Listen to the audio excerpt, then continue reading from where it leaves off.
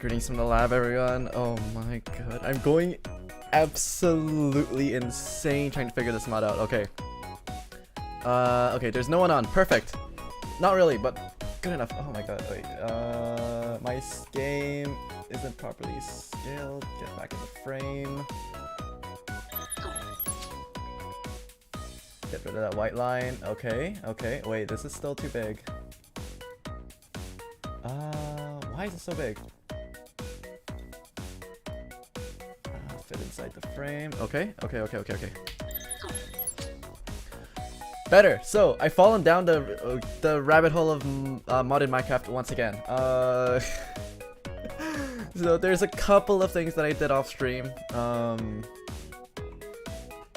I have a small list up here. So the coal farm. Yeah. So to preface this, SLIMEFUN. This is the mod pack that the VTSMP server is using. Everybody is basically trying to get their hands on like the coolest gear and stuff like that. And lo and behold, because this is meant to be after like vanilla progression, everything is stupid freaking expensive. So one of the things that I found out that I was short on is actually coal. So I decided to make let me get up here. Oh yeah, I made an elytra also. Yeah, I decided to start up a coal farm. This is actually nowhere near enough the amount of coal that I need. As for why the BGM is like this, it's because I'm actually going fucking mental. Okay, so the coal farm is one of the things that I did. The plants actually grow fairly quickly, but I need 4 of these coal plant things to basically get 1 coal. Charcoal does not work. Charcoal, if I want to convert it over to coal, it requires electricity and 4 charcoal for 1 coal. So the conversion ratio is kind of trash, but wood is fairly easy to get and it's super renewable and all that, so I might have to do that anyways. So I made this yeah, talismans. So these ender talismans, wait, that's not this one. All of these ender talismans basically give you like passive stat buffs when they're in your ender chest. Most of them are quality of life fixes, but some of them have actually really OP effects. Like this one is basically just 60% reflect all range damage. This one is mostly for enchanting. This one's also mostly for enchanting. This one makes you get a luck bonus when you're enchanting, and sometimes you get an extra one. The extra one is usually like a mending enchantment, so it's actually fairly valuable. And for this one, it basically gives you like fortune 4 or 5. I actually have it on this Smother's pickaxe. So previously on SLIMEFUN, when I needed when Kazuma and I wanted to make like our gold backs and stuff like that, what we would do was we would chuck our whatchamacallit. We would chuck our gold ore into an ore grinder and we get 2 dust every time. But then if you have fortune 5, you can use this, you can break the gold ore, you can get more gold bars, gold ingots, and then you can convert that into gold dust for more efficient gold usage. This is only because we don't have a gold farm going right now, but that's a whole other thing that we have to work on later. The ender talisman of the hunter and the miner. Not this one, the miner. These two are basically 20% extra chance of doubling all the loot you get, so it's a 20% loot bonus. The traveler and the angel. The angel is basically 75% chance to make you prevent from taking any fall damage. And this stacks, I believe, along with your acrobatic stats, like if you do acrobatics, because we also have MCMMO. Oh, hello. So yeah, the roll chance 31%, and I don't think that it's like 31 plus 75% to give like 100% fall damage reduction, because I do take fall damage sometimes, but I'm pretty sure it's like if you have 0.75 times 0. No. So the percentage chance for you to take fall damage from acrobatics is 70%, I think. It's like 0.69. And then the percentage chance that you can 0.69. Yeah, and then if you divide that by 4, that's like because you have a 25% chance of taking fall damage with the angel talisman, you have 17% chance to take fall damage. So basically, falling from any height, it doesn't fucking matter. I'm invincible. Talisman of the Mice, this 20% increased DXP basically, and Talisman of the Caveman is basically if you can get a haste buff whenever you mine any ore. And Talisman of Traveler is whenever you try to run, you basically get a speed boost sometimes. This is actually a decent speed boost. So if I were to go over here, it's speed 3 and lasts for 3 minutes. It's very, very cash money. Oh yeah, Carbonado Furnace. This thing was expensive as hell to make because this stupid furnace takes... Okay, these crafting processes, this recipe is actually super simple. Enhanced Furnace 1. Enhanced Furnace 1 through 11, you basically stick a furnace in there. You have steel ingot, heating coil, electric motor, and basic circuit board. You do that for all of these steps. It's the exact same. Just put the previous steps furnace in the middle.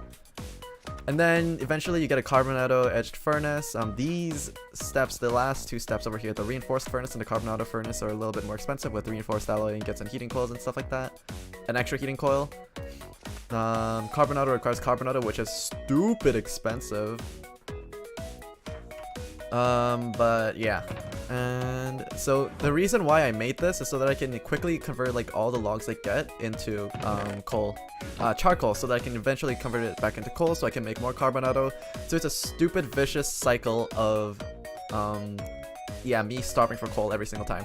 So to give a little guess as to how much coal I have 4,195 logs smelted into charcoal.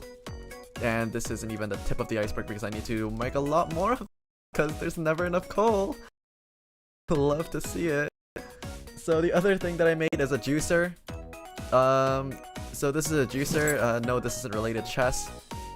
So what this juicer does is when it's in your inventory, you can store like juices and smoothies in it, and then the moment you get hungry, it starts drinking from this. When I first started using it out, it kind of freaked me out because, okay, you'll see, my saturation is 0, so if I start running around a bit.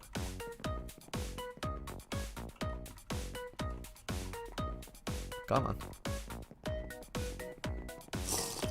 Yeah, that slurping noise, it freaked me the fuck out when I first heard it, but yeah. So because of this juicer, your HP is basically just topped off 24/7, and as for what you used to make the juicer, you basically have to stock it up with what I found was the easiest one is lemonade, because all it takes is like all the other smoothies and stuff like that have like more complicated recipes, but they heal they heal more hunger, but it's mostly unnecessary because, okay, we can see the recipe over here, exotic garden drinks. So all these juices restore 3 hunger. But if you go over into a smoothie, it requires ice cubes, which requires ice. That in itself isn't too bad because actually ice is super easy to come by with Silk Touch. But then we also have like we have way too much sugar because of the sugarcane farm. So I decided to make lemonade. Yeah, lemonade. So this restores 1 more hunger, and you only have to toss in an extra sugar into the recipe. So this is where all this lemonade comes from, and as for where the lemons come from, they come from here. I did a little bit of lemon farming, just a teensy little bit of lemon farming. Yeah. So this is enough lemons. When life gives you lemons, make lemonade. I made a lot of lemonade. Yeah. So, and the funny thing is that's not even the most extreme thing that I did while I was offline. For anyone that actually has experience with Minecraft, this machine in itself might not look too familiar, but these blocks will. But I'll get back to that in a bit. That's point number 7 that I have to revisit. So number 5, beginnings of electricity. So I made this like little dinky ass energy generating thing over here. I mean, it's okay. But the 2 main components over here are the auto enchanter and the auto disenchanter. So what the auto disenchanter does is basically from any weapon or tool that you have, you can basically extract the vanilla enchantments from it. It keeps do remember that it keeps the enchantment levels. So technically, if I have like a super strong pickaxe or something like that, I can move it into a different weapon or tool. And the auto enchanter is the way that you put it onto the equip. And the benefits of using this through electricity is that not only does this not have level requirements, but it lets you create things that you normally can't in vanilla Minecraft. For example, number 1, take a look at this bow. For anyone that plays Minecraft in the past couple of years, they would know that this is impossible because it has both infinity and mending at the same time. But alas, with this broken little thing, you can have both of them at the same time, and now you have like, what is it, like 1.12 bow or something like that? It's extreme nostalgia for a lot of Minecraft players, because this used to be the go-to bow whenever, when like mending and all these enchantments were introduced, but then they had to nerf it because it was too strong. But now it's back! It's back! So I missed this weapon for so long, so now this is permanently staying in my hotbar. The smelter's pickaxe is basically... okay, yes, number 6, SLIMEFUN tools. Yeah, smelter's pickaxe is why I have the fortune, efficiency 4, fortune 5, and breaking 3. The reason for this is because, ancient debris. If you want to get ancient debris, I mean more than one netherite scrap from an ancient debris, then it's impossible through vanilla ways because you have to put it in a smelter and it doesn't work with fortune. But with the smelter's pickaxe, it actually works. So that's how I got all that netherite for those netherite blocks. And the other SLIMEFUN tool that I want to show off is this one. Now you might look at this and say it's like, wow, this is OP, but then you realize that Cadenza is absolutely stupid because he didn't realize that he put Fortune and Silk Touch on the same tool, and now the Fortune 10 is wasted. So this is effectively a netherite pickaxe, axe, and shovel with efficiency 10 and a breaking 10. So it is extremely satisfying to use, don't get me wrong. But it's a Silk Touch pickaxe. Like an extremely overclocked Silk Touch pickaxe. As for where the efficiency, fortune, and a breaking come from, it's from a lucky pickaxe. I bought it off of Migi. Shout out to her. I don't think she's online, but yeah. She sold it to me for 32 diamonds, which I think is an absolute bargain because she thought that Fortune 10 doesn't work. But she did some further testing, I believe, and found that actually does work now. So I don't think she's probably gonna part with another one until she gets a couple extra. But yeah, the value of that is extremely high right now. So these are netherite blocks at the side. This stupid foundry thing. Okay, so considering how expensive it was, looking at the description of the, where is it? Fluffy machines. Yeah, foundry. Melts and stores dust and ingots. Stores 138,240 dust or 40 double chests worth. For most people, when they look at this description, they would think that it would be able to store all your different types of dusts. But, well, if you actually get to using it, it actually only stores one type. Yes, one. You can store 40 double chests worth of one type of dust. And yes, I do plan on making more of these. So the plan for making more of these is because this is a multi-block thing, right? And because of that, what I can do is I can have these 4 netherite. There's 9 different types of dust. This is gonna be my storage system for the dust temporarily until I get the foundry system working. But yeah, so this recipe calls for 6 blocks of netherite per foundry.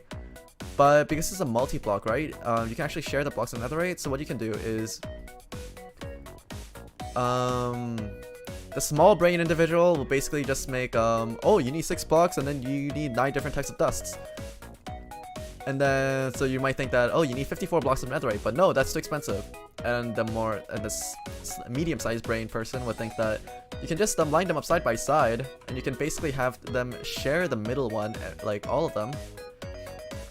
And so basically then you would only need like 10 rows of these 3 netherite blocks, and then you can cut the cost down to 30 netherite. But no, that's also wrong. What you can do is if you basically just put it in a pattern like this,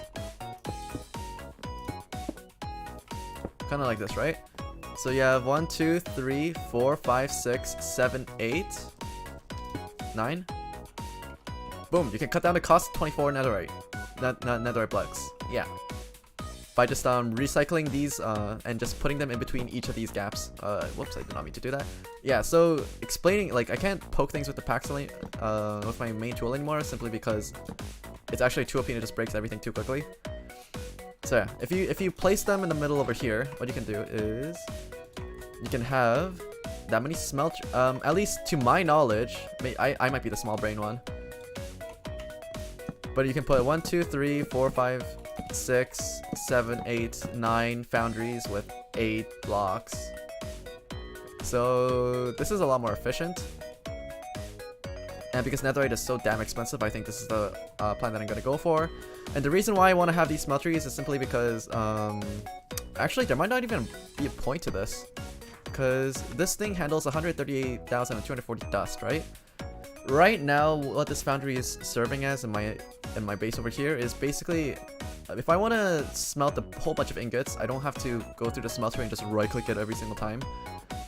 Even with an auto clicker, because it only does like 3 clicks per second, it's actually fairly slow. But if over here, if you just dump like a stack of dust in it, and you can just pull it out immediately, and then it's all done. But what I was thinking is, if we use the actual modded storage over here, then if we have a reinforced storage unit, then this is basically about the same storage capacity as having a smeltery. Or even better, if we upgrade it one more time with like void ingots and stuff like that. Actually no, void ingots are out of reach. These things are expensive. Very? Maybe it's not that expensive. So void harvester, 200 joules per second. Okay, we have no idea how long this takes though, so we'll keep this in the back of our mind.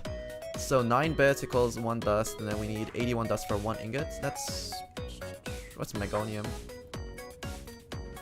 Okay, never mind, this is stupid expensive. Okay, yeah, a smeltery is definitely, smeltery system is definitely cheaper than a void storage unit. But honestly, a reinforced storage unit, what is this, 100,000 for this much dust? That's basically 30 double chests anyways, I think. 102 to 400 divided by 64 divided by 9? Divided by 6. Yeah, that's 29.62 double chests full. I think that's more than enough dust than we're ever gonna need. So yeah, the smeltery system is probably gonna come into fruition soon.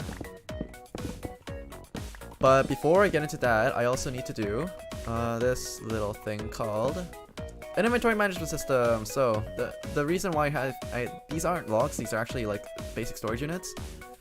I will be putting labels on all these so I don't forget what they are.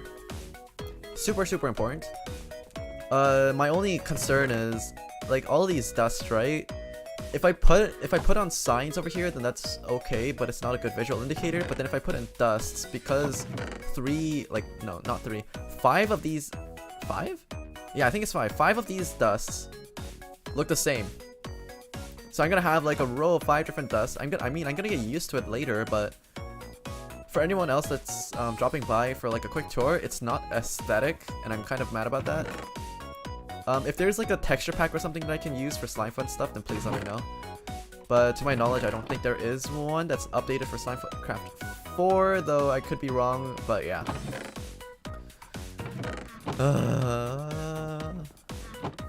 Yeah, so this is going to be a storage system over here. I have a little bit of space at the back over here for the input nodes that are going to point into all of these storage units. And the reason why this little section is dug out a little bit is because I'm going to have it pipe up, and it's going to go into... It's going to go through here, and then it's basically going to be hooked up to this system over here where I'm going to make a giant strainer farm. Strainer farm is cool and all that, but it's fairly slow and it requires like a big source of like strainers, which requires sticks and string. Which honestly shouldn't be too hard to get. If we get a couple of wither flowers, then we could get like a... And we already have access to cave spider spawners. So we could bring that back to life, and then we could basically have like an infinite string source. Just have it keep all the string in this I don't know if compost. Wait, does compost work on spider eyes? We'll find out. Where's spider eyes?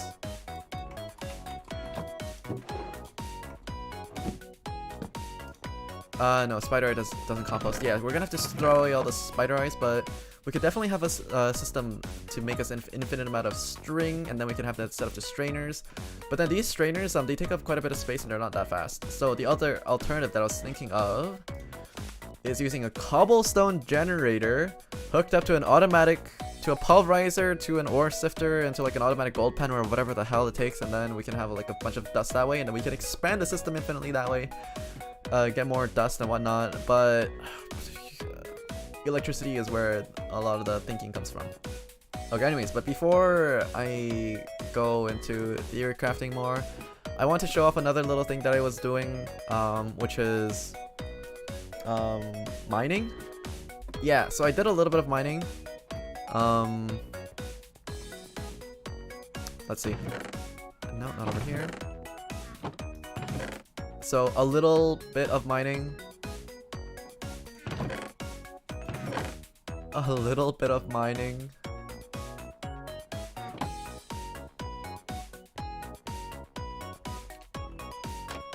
Hold up, the tour's not over yet. Not here.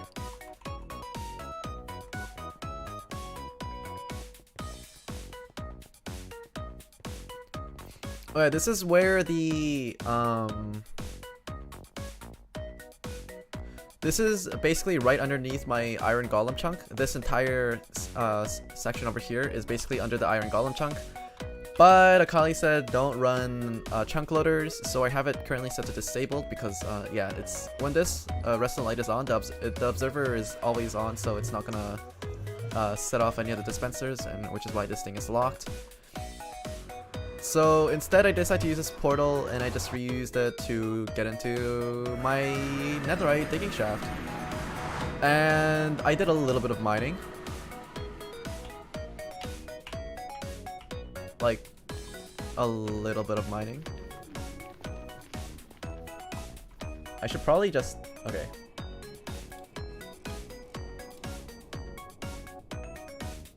So to give a better perspective on how much mining I did, let me just crank this up.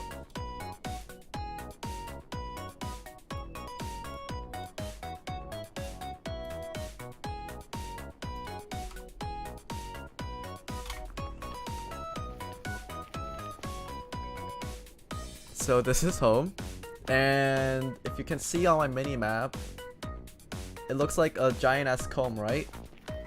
Because I've been branch mining a little bit. So it extends like 2 fish bones. Like so. So this is the middle one. So there's 5 main bones. And I did a little bit of mining.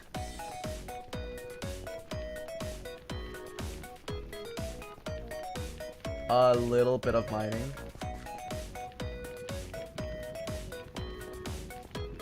Just a little bit of mining.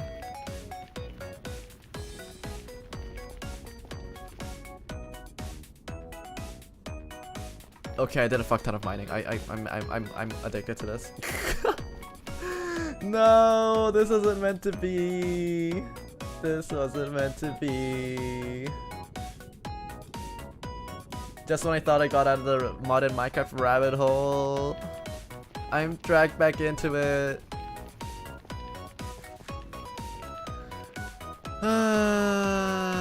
So as for the total amount of netherite,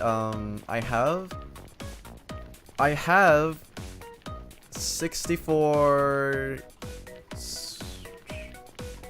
I have 64 netherite crafted. And I have a bunch of netherite... I mean, I have a bunch of ancient debris remaining for when I eventually get my hands on a fortune tip pickaxe. Again, because I'm a big dummy and I put silk touch on it at the same time. Yeah, the auto enchanter and the disenchanter, it doesn't care about what the receiving equipment can use, I think.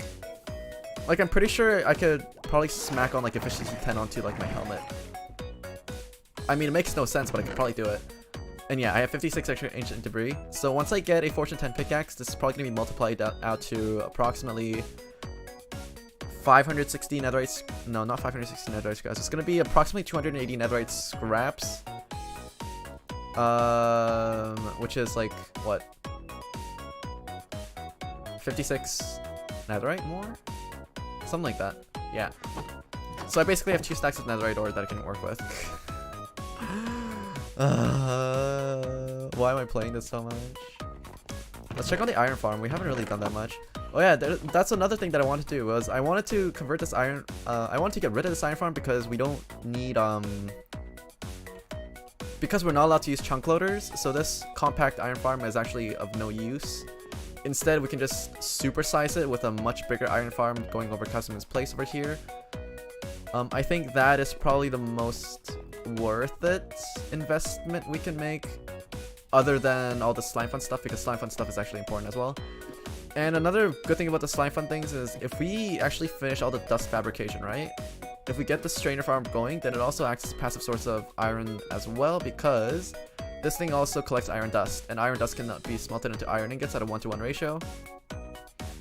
But the primary reason why I have these is because copper is actually extremely hard to come by without the use of strainers. There's no real automated way to get them easily, which is why I set this strainer farm. And you can see that these strainers actually attract a lot of copper dust. Like, you can see that compared to all the other things that it's attracting, like copper dust is significantly high. It's approximately double what everything else gets. I'm wondering if it's because if it's on like a 1 through 16 loot table, then copper might be given like 2 values of it instead of just 1.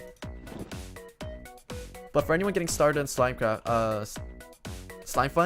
a basic strainer farm is mandatory. But yeah, with that said, there's a couple things that we have to do.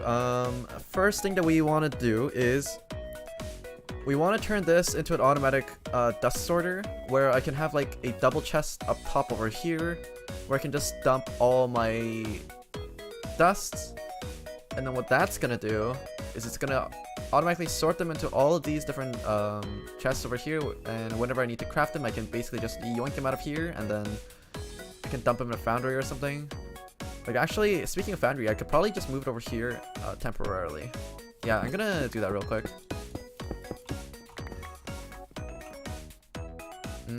Just double check if there's any stuff in here. There are none. So this is safe to break so long as you don't use an explosive pickaxe, to my knowledge. So let's just move this over here. 1, 2, 3, 1, 2, 3.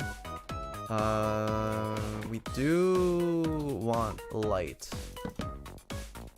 So like that. Superheated furnace. Put the glass in the middle. Put the cauldron down below. Register this to myself. And then now with a lava bucket,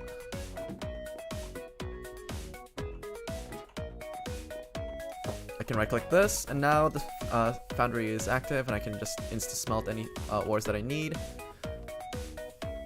I'm wondering if I should swap places with the compressor and the smeltery so that I can have easier access.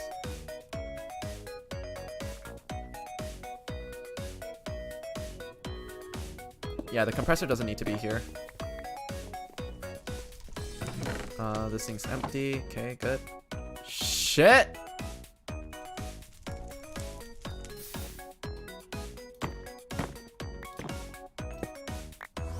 We're gonna have to fix that real quick. But first of all, that automatic ignition chamber, we put that below over here. This thing has to be fire. And if we do that, then we have to make sure that the surrounding area is also fireproof, so we use snaps for this. Like so. So once the fire is below over here, the fire won't spread. I'm pretty sure fire spread is actually off. I tested it for a little bit and then I didn't see it spread anywhere, so I think this is fine. But I'm not gonna be taking chances when my base is this developed. Granted, all the important stuff actually can't be set on fire, so it doesn't really matter, but still. Yeah, now is not the time to be taking chances. So set this on fire. I believe it's a dispenser that needs to be pointing up. Wait. SLIMEFUN guide, tell me your secrets. But before I do that, just cover this up. Dispenser pointing up. Pistons on the side. And another brick fence over here. Now this is the compressor now instead of smeltery.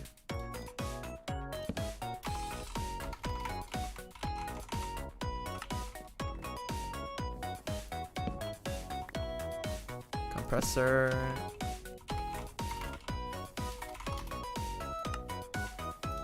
Smeltery. Basic machines. Smeltery. Yeah, this requires another dispenser facing up. Okay, we can make one real quick. And the reason why I have so many sticks over here, actually it's not that many sticks, huh? It's only 370. It's like 6 stacks. The reason why I have so many sticks over here is because while I was farming lemons, I got way more of these than I needed. And that's basically the short story. So I just need 3 of these. I need 3 sticks. Oops, that's not it. Tuck this back in there. Yeah, I need 3 sticks. And what is it? Right, I need a bow.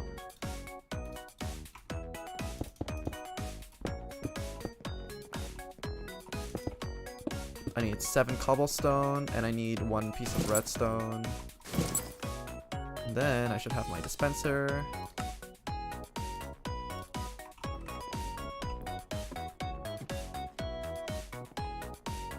Where'd all these iron ingots come from? Oh, right, my iron farm. Whoop. There's one over here.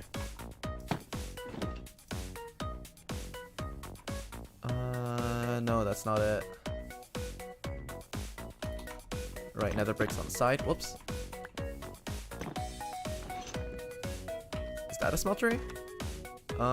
With another brick fence.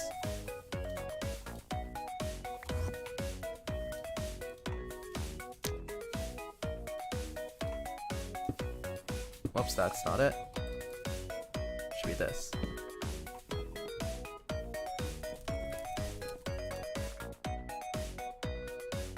This is significantly less fireproof. Get rid of this. This looks out of place.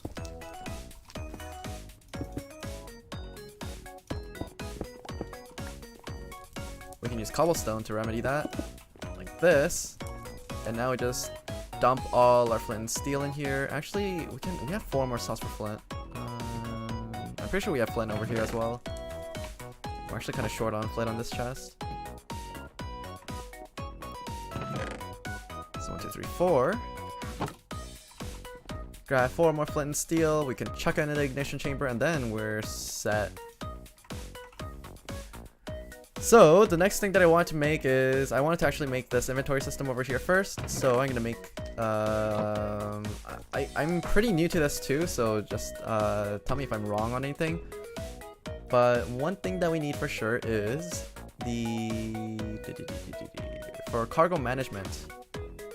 We need cargo manager. This is the core component of an item transport network. So every item transport network requires this.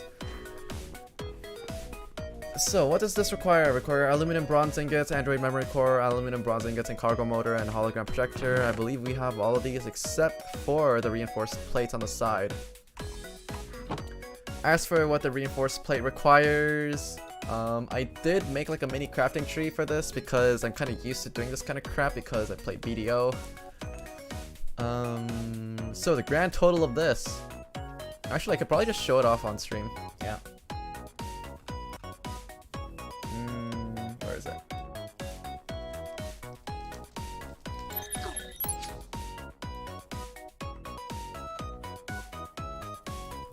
So basically, I'm zooming in a little bit so that's easier to see. So for the reinforced plate, this is the grand total after I summed everything up. But this is basically a TLDR on how to do it. So for the reinforced plate, what I did was I went to SLIMEFUN. For reinforced plate, it requires 8 reinforced ingots, and it requires 6 of these main components. And the previous step over here is a single step, so I didn't make a separate thing for that. But for each of these single items, going from top to the bottom with the complexity order, which is gonna save you a lot of stress down the line, I made this. So it requires 8 Damascus steel ingots, 8 hardened metal, like so. And then for every one of these, for the items at the end of the crafting tree, so the very child nodes for anyone going into computer science, the child nodes you can mark off separately, and what you're going to want to do is you're going to want to sum up all the child nodes at the very end. And that's basically going to be all the raw materials you need for each of these components. And you can map all these out. If you're going to use something like Excel, or if you want to import this into spreadsheets, you could do that as well. I actually have an example over here. So, for example, if I wanted to do something like, just as a thing, Damascus steel ingots. So what this requires is 8. No, this requires iron ingots. 8 iron ingots. No, 8 or iron ingots. 8, and then this one is gonna be like iron.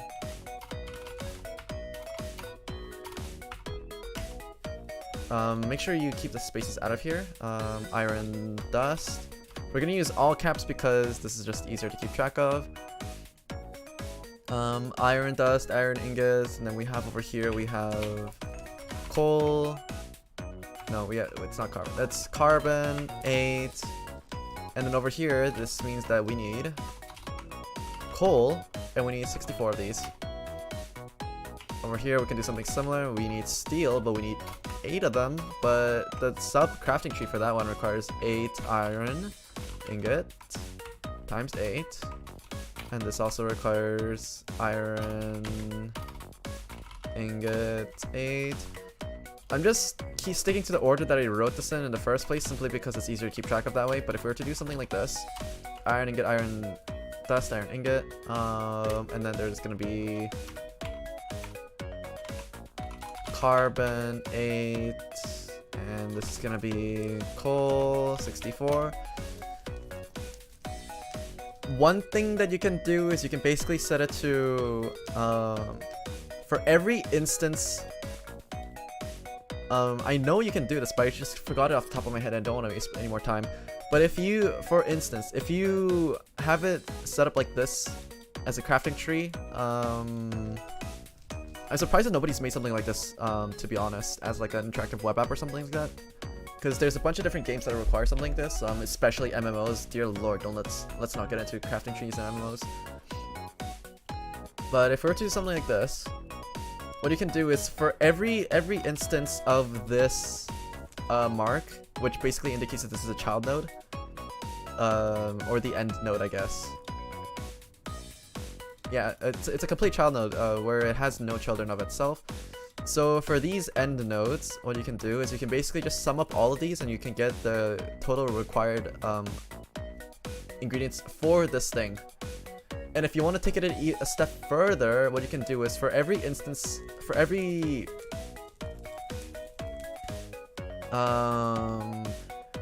like for example, you don't want to list out what carbon is. What you can do is you can also have like another, you can either have it on this list, or you can have a separate list where you have a set amount of crafting recipes. Like for example, because we have this recipe for Damascus steel ingots, right? What we could do is we could have like another Damascus steel ingot R for like the recipe or something like that. And for every, or no, like this,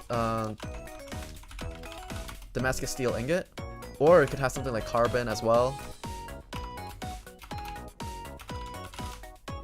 Right? If you have something like this, whoops, I don't want to drag that out. And you can also have something like our steel.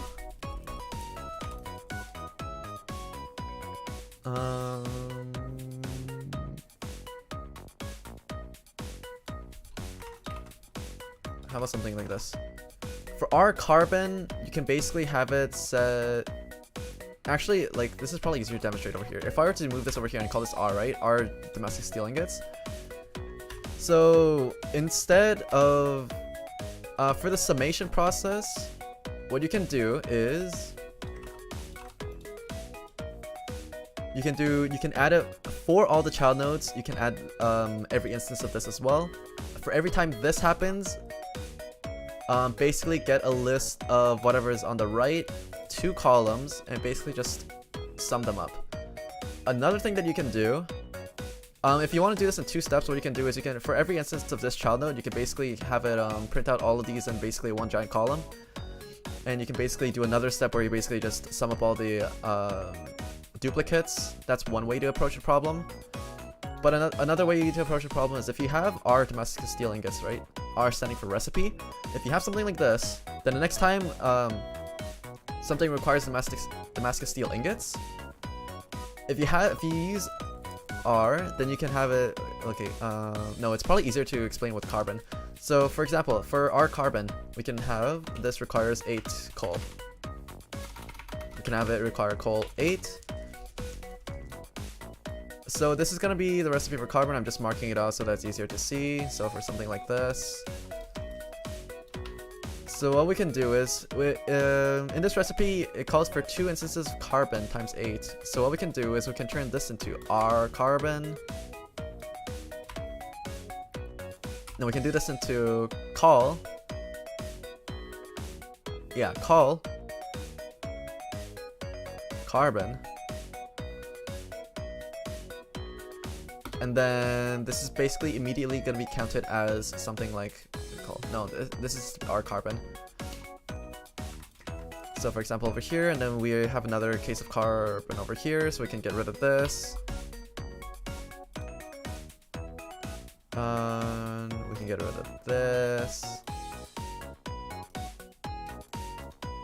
And we can do this. So basically, for every like different alloy or something that you can get, and for steel, right, for over here, you can basically just have this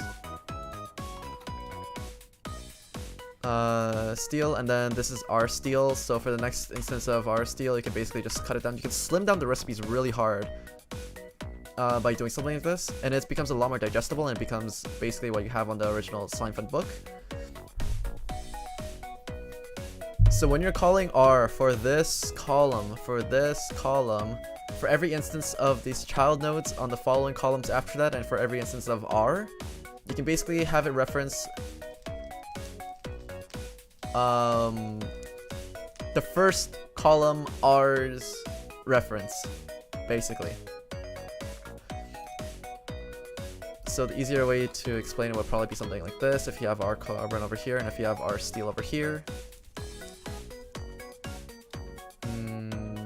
borders like this. And for this is just so that it's easier for you to see, but if you want, you can also have a formula or something that just pushes all of these over to the left so that's easier to count as well. That is perfectly fine as well. So for example, for a computer, for something that's easier to use for the computer, it could look something like this. Now for you, this is basically just like a jumble, but for the computer, they don't need to know about the top recipe as well. This is basically for your own sake. You're only going to be using this to sum up all the required materials anyways. So if you have something like this set up, then you can basically have a have it so that for it's somewhat recursive, and this could get computationally heavy depending on how big the recipe is. But for SLIMEFUN recipes, I don't think it's going to be too much of a hassle. Or for example, let's say you want to make domestic steel ingots using this recipe over here. Then what this recipe is going to do is it's going to go through the list, it's going to try to add it. It's like, okay, it needs iron. There's 2 child nodes over here.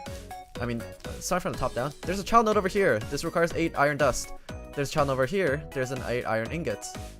So it's gonna add those to the list of its ingredients, and then it's gonna see, oh, this requires the recipe for carbon, and it requires 8 of these. And then, so what this is gonna do is this, because this is R over here, so what this is gonna do is it's gonna reference back to the first column over here, and it's gonna look in the first 2 columns. It's gonna look for R carbon. So when it looks for R carbon, it's gonna find this, and it's gonna realize that, oh, for R carbon, it requires 8 coal. And so it's gonna automatically just add 64 coal to the recipe over here. But it gets a little bit more complicated when the recipe gets bigger, right? So if the next step is it requires R steel, it requires 8 steel in this recipe. So in this case, what it does is it's like, oh, this requires steel. So let's look for R steel in the first 2 columns. It finds the entry over here, and then it's like over here in steel, it's like, oh, it needs iron dust and it needs 8 iron ingots. So we add that to the total, and then it's like, oh, it requires 8 carbon. And then so this is where the recursion comes in handy, and then it basically just loops back, and then it finds 8 coal again. It finds 8 R carbon again, and then it basically just sticks this back into the formula, and then you basically have like a giant list of all the items you need. So this is basically how you use your computer science degree into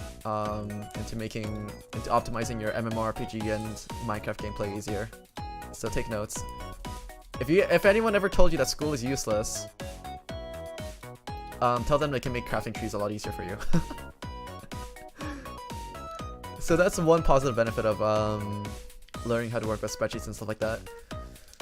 So that's basically the TLD. I mean, I did this one by hand, but yeah, I'm gonna have to figure out how to do this using a formula. But anyways, yeah, so that's basically what you do. For this one, so 8 reinforced alloy ingots, which is 1 reinforced plate, requires this much resources. And the reason why this is so annoying is because 512 coal is not a small amount. No, sir. No, sir. In fact, it's so damn expensive that I don't even know if I have enough to make it right now. Let me just switch back over to the gameplay tab over here. Let's see.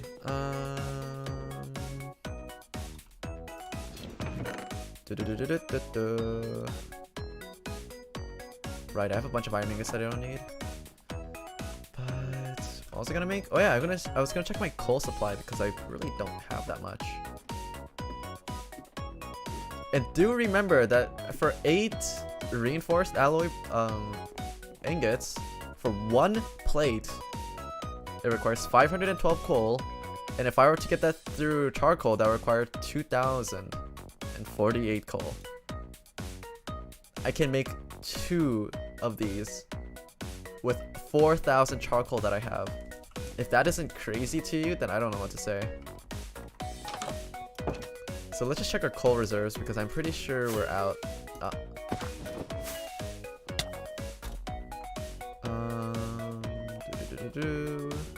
Let's see. Yeah, we're out of coal.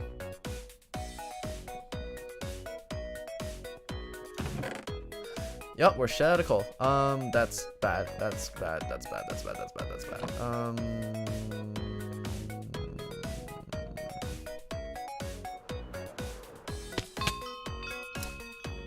Oh, and also for reference, this is 16 by 32.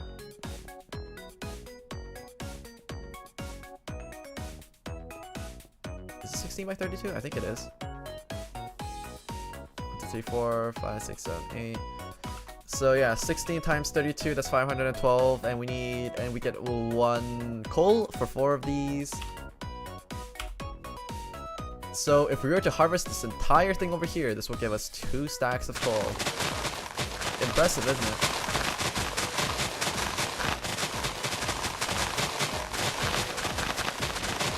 And I gotta say, I don't know how I will be able to do this without the use of infused magnet. So what this infused magnet does is, I'm pretty sure I've used it on stream before. If you hold shift, nearby items jump to you. This basically extends your pickup range by 5 blocks, so that you have a pickup range of a total of 6 blocks and from your center. It's incredibly handy when you're mining. It's so handy. It saved me so much time. It's actually crazy. Yeah, for anyone playing SlimeFun, do make yourself an infused magnet as soon as you humanly can. It's not even that expensive. Just make one. It's a major lifesaver. Okay, I just have to double check to make sure on that. Oh yeah, this little thing, I kind of forgot to address this. So, the lemon trees on my final harvest got a little bit bugged, so it didn't actually drop any of its lemons after its saplings disappeared. And I'm kind of love with this. It kind of looks cool, not gonna lie. Like, if I were to reskin all the lemons into looking like floating lanterns, I think that, and just bump up the fog a little bit, I think this is gonna be a really interesting place for screenshots and whatnot.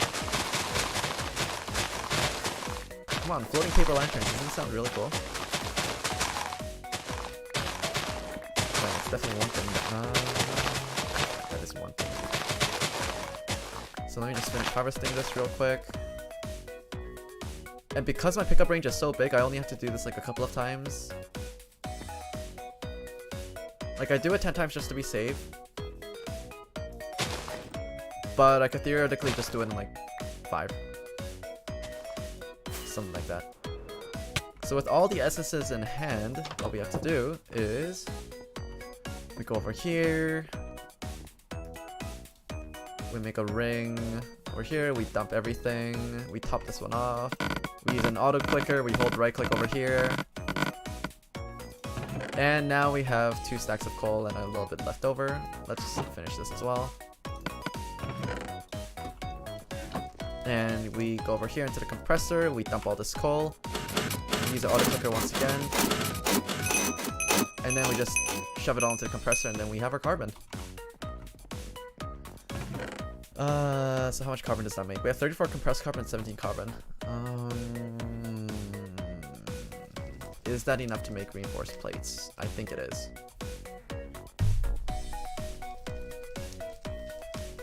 Yeah, because we need 2 reinforced plates. We actually need 1,000 coal. Or we need 64 carbon. We need 128 carbon. But each of these compressed carbon is basically equivalent to 4 carbon. So we are 2 compressed carbon and 17 carbon on top of what we need. Okay, so that's fine. Yeah, we can definitely make it. And I do want to experiment with this a little bit, so I'm gonna proceed with that. So 512 coal. For now, let's just break it down into carbon, into just pure carbon.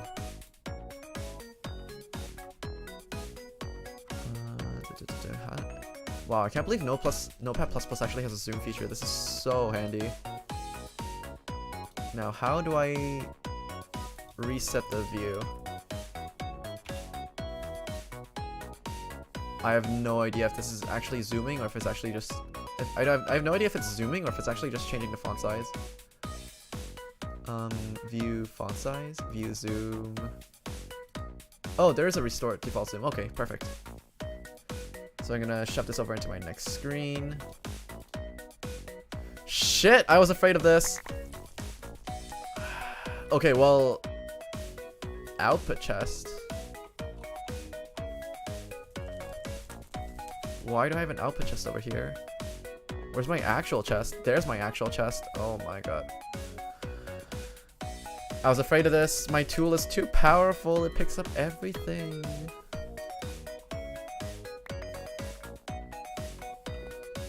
Why is my chest at the far back?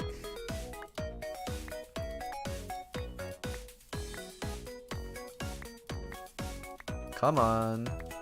There we go. So we're gonna take this time to move this over a little bit so that it's easy, so that we don't do that again. Silicon, copper ingot, lava crystal. I had all this somewhat decently organized too. I can't believe I'm just gonna have to just dump it back in. Whatever. I'm mad. Dump this too over here. Carbon can go back in there. Ferrosilicon can go back. Stone chunk I don't need. Hardened glass, orange stained glass.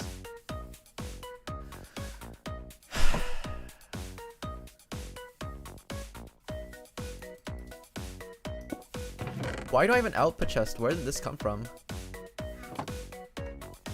Is this for the smeltery? Oh yeah, it's for the smeltery. Okay, this goes over here. Okay, so first thing we need to do. Oh my god. Okay, I'm just gonna hit the button and I'm just gonna auto sort itself. It's not gonna be nearly as pretty as it was before, but I'm cheesed. Yeah, there's a little bit of spare iron ingots as well. I'm gonna just convert this into blocks and just chuck it into my backpack. So let's see. The sorting is kind of slow right now. I don't know what's up. It's usually a lot faster than this. Okay, so for the grand total, I require 64 carbon. So just gonna take 16 of these. I believe it's the ore crusher. Yeah, it crushes back into carbon. We have 64 carbon now.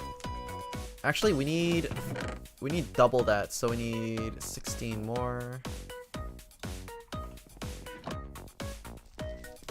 Actually, we have a lot of carbon over here. So we can take 16 over here and we can chuck back 12. Ore crusher. 2, 3, 4. 48 carbon, so now we have 2 stacks of 64 carbon. That's perfect. Oak log and sticks, I'm gonna have to do. Yeah, because I'm gonna make 2 stacks of these, this is gonna take up a lot of inventory space. Oak logs, just get back in there. As for these building materials, it's cobblestone and stone, but you never, like, if I'm gonna ever make like a castle or something like that, then cobblestone and stone aren't that easy. I mean, they're super easy to get, but yeah, whatever. I'm gonna hold on to them. And then it requires 69 gold dust for 1 stack, and that's gonna be 3 stacks. That's 1.5 stacks, so I need 3 stacks of gold. Do I have 3 stacks of gold? I have 1 stack, 2 stacks. I don't have 3 stacks of gold dust.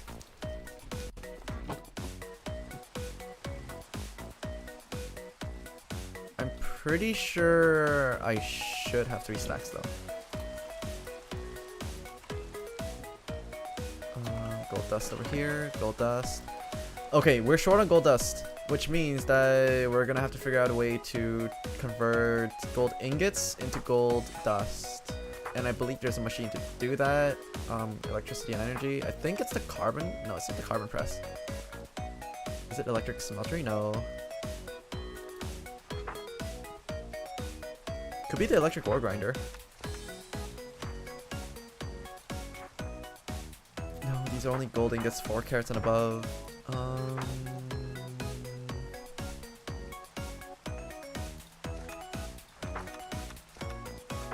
It's not a higher level one either. Could be a fluffy machine, actually.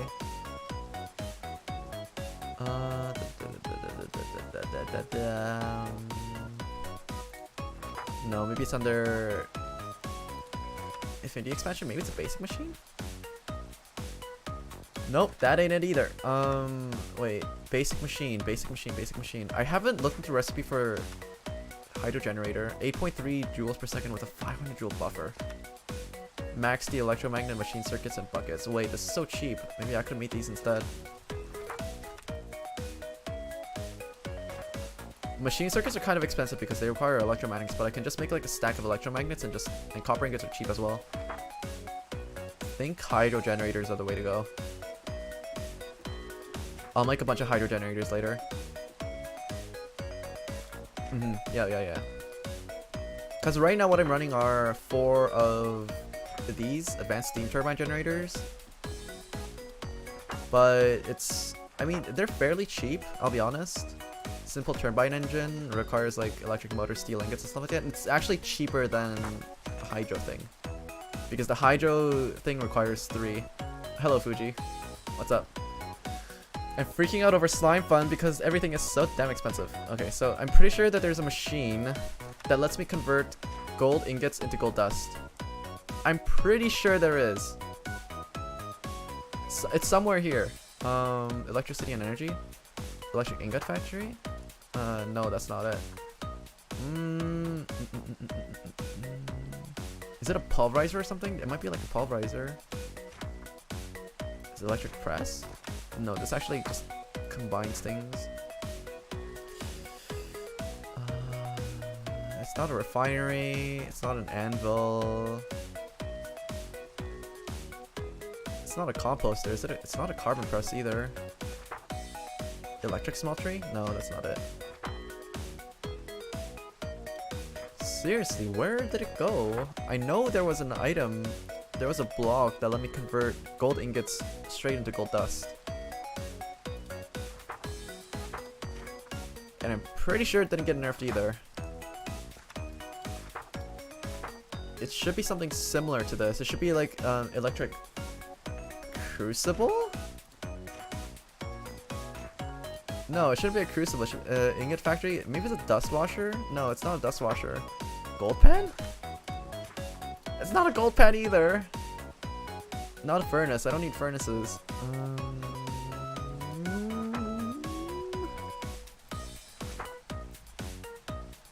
It's not backpacks. It's not backpacks. It's not auto anything. It's none of these. Huh.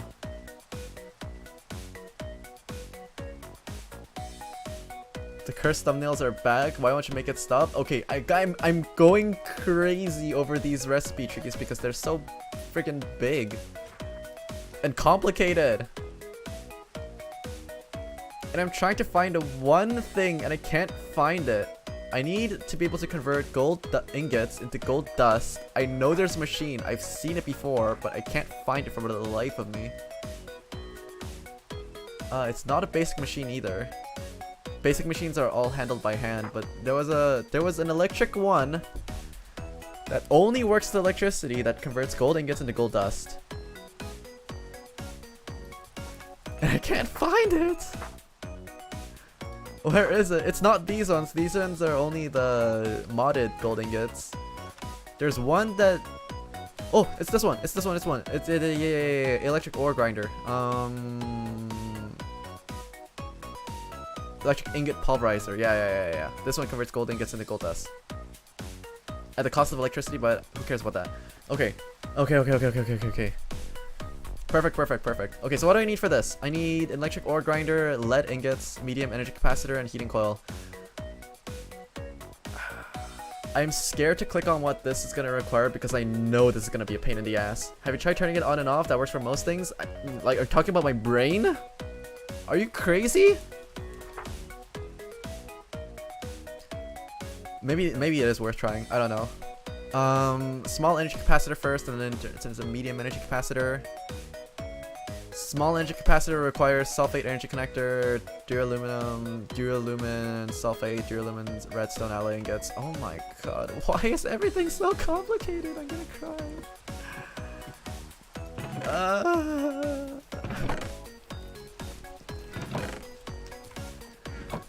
Hold on, I need water.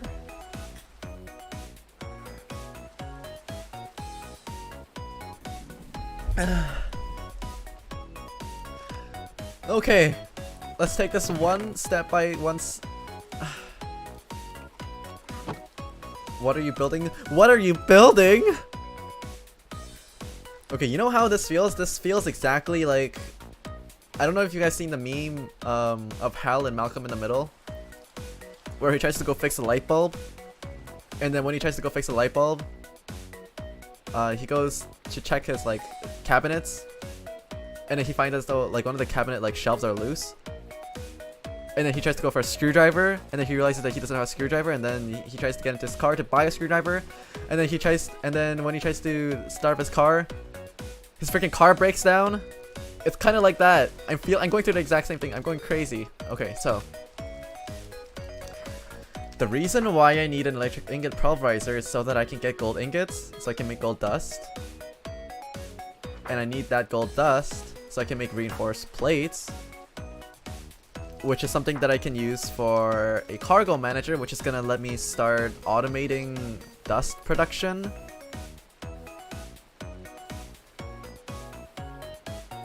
And then once I have all the dust production and organization out of the way, then I can start expanding everything.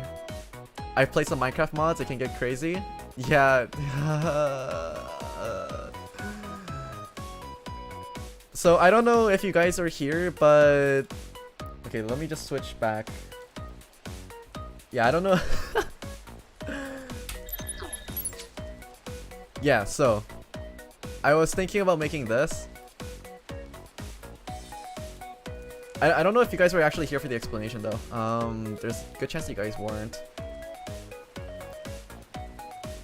The minimap is kind of getting in the way, but yeah. Something like this. So, because I'm a freaking masochist that played Black Desert Online in the past, which also has, like, because you know how MMO crafting trees can get, they can get really complicated as well. So, one idea that I had that I never really implemented was something like this, because there were, for a game like Black Desert Online, there's actually tools online to help you calculate like the cost of what you need and whatnot. I basically grabbed one of those tools and I modified it in my own little way to calculate profits for what's the easiest to make and what's cheapest, etc., with like market tax and everything. But in something stupid like this, there is no such tool. So I realized that I need to make a tool myself. So what this is this is basically going to be like an outline of what a crafting tree would look like. So for Damascus steel ingots, I require 8 iron dust and 8 iron ingots and stuff like that, blah blah blah. So the key points in this kind of crafting tree is something like this. So R stands for recipe. This is basically the child node, final, and this is basically gonna be every parent node.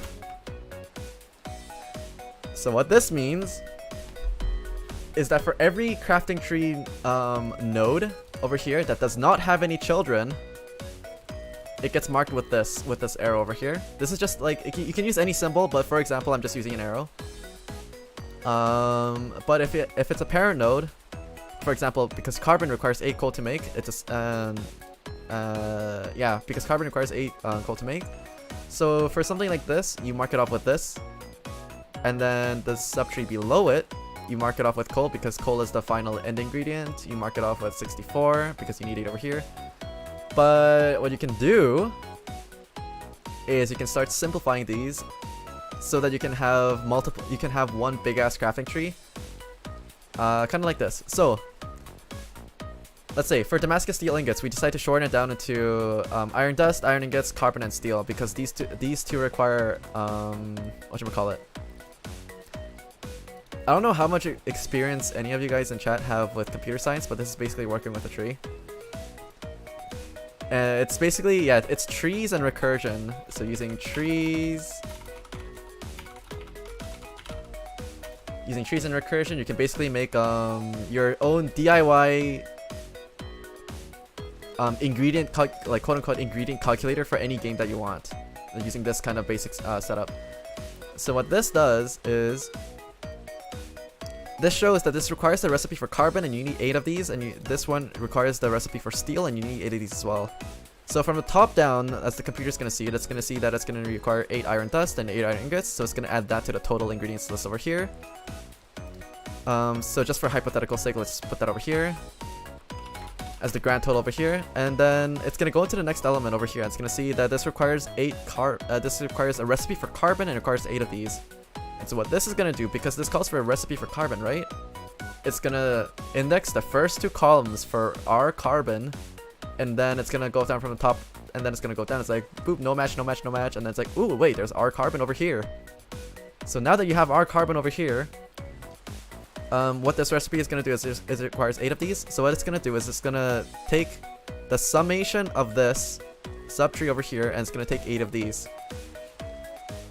And then it's gonna see that it requires, okay, so then this requires 64 coal. So then this is gonna add it to 64 coal over here. And then now this tree is complete. So then you go into our steel, and this requires a recipe for steel. So it's like, oh, okay. So it goes brrr, it goes scans, and it goes to our steel. And then it's like, okay, this requires iron dust and iron ingots, so then this gets added to the list, and then it's like, oh wait, this requires a recipe for carbon, it requires 8 of these. And then this recipe for carbon over here, it's like 64 carbon over here. And then this gets multiplied by 8 again, so 64 times 8, so it's gonna become 512 coal. And then it basically gets added back over here, and then blah blah blah. So the benefit of having this kind of crafting system over here is if you have it set up in a system like this. Oh yeah, also for it to be easier for the computer to see, what you can do is you can also make a function that basically takes all of these and just shoves it to the left, so that it ends up like this. Because to the computer, these parent tree nodes actually don't really matter at all. This is basically for your own viewing convenience. So by getting rid of these, what you can do is, yeah, you can basically have it in one uniform crafting tree like this. And the benefit to doing it this way is, if you were to bring in other recipes that require carbon, steel, and stuff like that, then that means you don't have to reprogram any of these into the recipes. You can basically just have it index the entire tree again. It's cool that you made your own spreadsheets. I'm going crazy, and I have the tools on hand because I have a degree in stats, so I end up playing with spreadsheets a lot.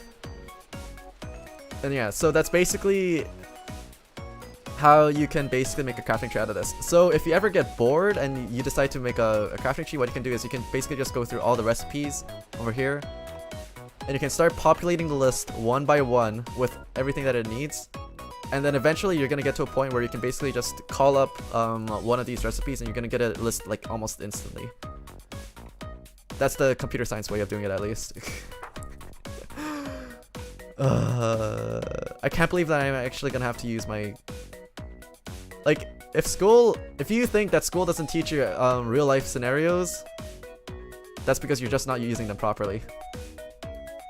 That's my controversial take on school. But yeah, a lot of stuff that you learn in school, you just have to be creative and learn how to apply it in your own lives. Spreadsheets are one of these. Yeah, it's not even a joke when I say that getting a degree in mathematics and statistics, it helped a lot with my gaming, especially competitive online gaming. It helped a lot. Because a lot of the high-end people, unless they're like super comfortable with their ranks, they're not gonna like reveal their secrets on how they got to the top. So you gotta make it yourself, and that's basically what drove me to doing this. So yeah, populating the list is gonna be something I'm gonna be doing later. But yeah, because I'm short on gold dust, which is the reason why I wanted to make the gold fabricator, which is why I need to make this stupid little thing. Where'd it go? Not carbon press. Oh my god, don't tell me I lost it again. If I lose it again, I'm gonna cry. It's gonna be like an ingot press or something.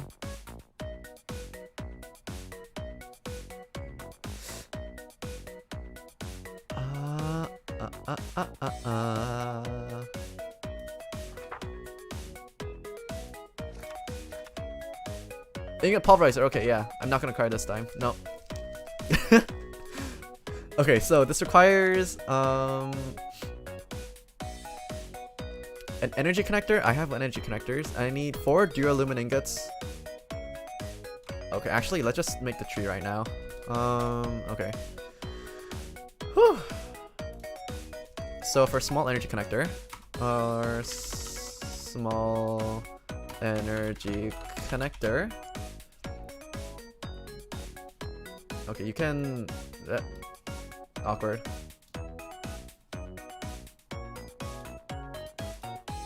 Nope. Hello? Where'd it go? Okay, there we go. So for small energy connector, you can have it on... What other MC mods have you played in the past? I don't know anything about this one. For the other MC mods I played in the past, I don't know if you're familiar with the mod Equivalent Exchange. Some of the Minecraft modding veterans might have known about it, but Equivalent Exchange 2 specifically used to be a really big mod in the past. And then it got dropped like years ago. I don't know if anyone really knows about it anymore. But Equivalent Exchange 2 was a really big thing. And then I kind of got lazy trying to compile my own mod lists, so I ended up switching over to like FTV and stuff like that. And then for the longest time, I kind of weaned off of Minecraft because there was other games that I needed to play. Like, I mean, League of Legends is one of them that took up most of my time and stuff like that.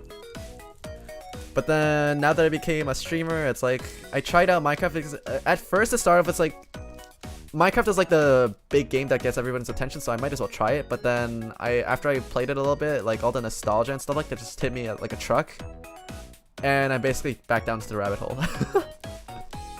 So I'm stuck here forever. There's no escape. Yeah, so yeah, Equivalent Exchange 2. That's the most memorable mod I had in the past, because that mod also experimented a lot with like using energy and stuff like that. But instead, it was more dependent on like alchemy rather than science. I thought it was a really cool mod when it first came out, and I got so sad when I realized that the mod developer abandoned it. I believe Equivalent Exchange actually got remade into like Equivalent Exchange 4 or something like that, but it didn't have the same OP-ness.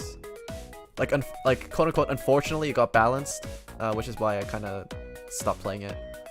So this requires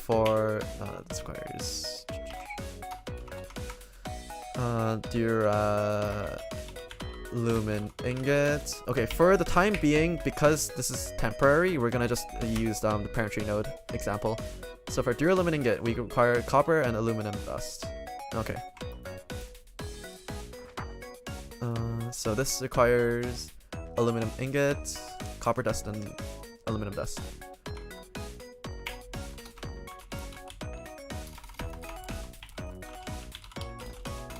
Aluminum ingot. So this requires aluminum dust, and this requires aluminum dust and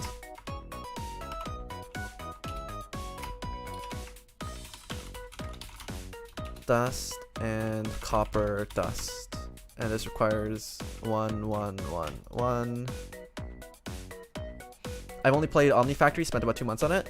I've actually never played Omnifactory. Like, at first, the reason why I got into Equivalent Exchange is because it was actually an extremely straightforward mod when it comes to like electricity and stuff like that.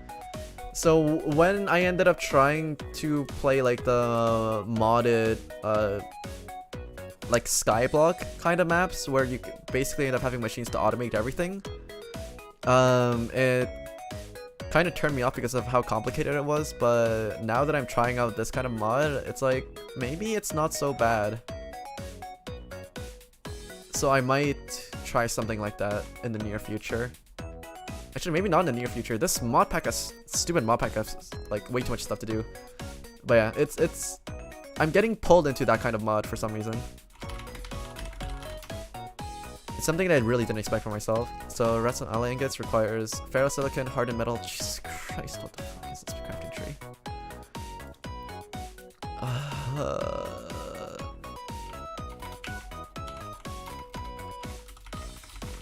Hardened metal. Oh my god. Wait, do I have hardened metal? Please tell me I have hardened metal. I don't have hardened metal. I used up all of my hardened metal. Okay, so hardened metal requires Damascus steel ingot, duralumin ingot, compressed carbon, and aluminum bronze ingot. You see how stupid these crafting trees can get? Why does a single ingot require 5 different steps with 20 different ingredients? Save me. I mean, I get it. They want me to automate most of this process so I don't have to do it by hand, but the amount of effort it takes to get to that level of automation is crazy. This requires Damascus steel ingot. Actually, I just go with R over here because we already have the recipe over here. How many do I need? I need 1. This requires duralumin ingot. Like this, duralumin ingot. Which requires aluminum. Right. This is R. Compressed carbon.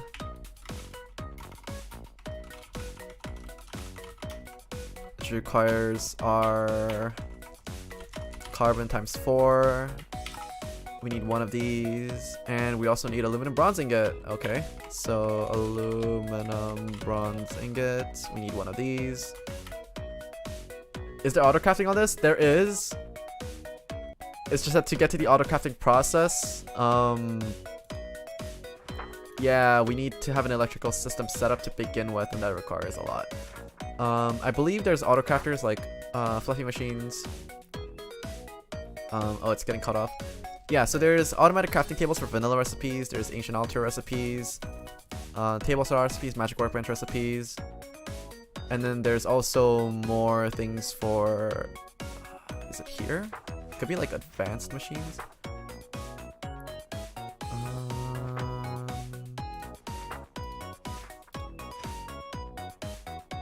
And like I can't find the object right now, but this is like the enhanced crafting table. You basically put your items in here in the dispenser, and then you right click this one, and then it basically dumps the recipe, the result. But there is an item to do that as well, but it's also like expensive. Let me just try to find it. I'm pretty sure there is over here. It should be somewhere here. Whoops. Is it fluffy machines? No.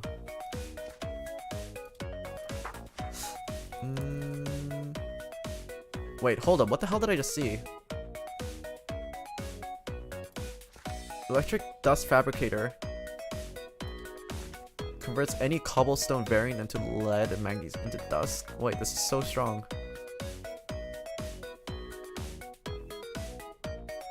This cobblestone to dust ratio is crazy.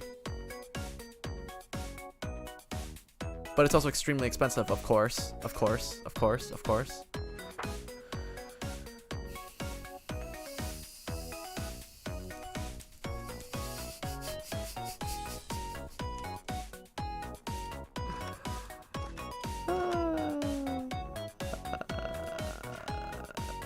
Wait, is gold transmuter cheaper?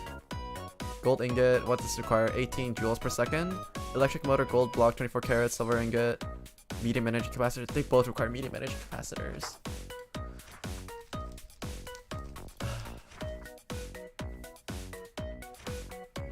But yeah, there is auto crafting in this. There is. So let's just get back into this. Fluffy machines.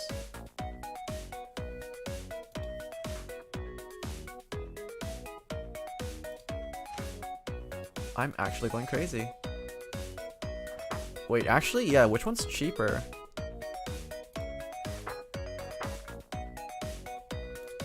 I actually don't know if this is cheaper or not.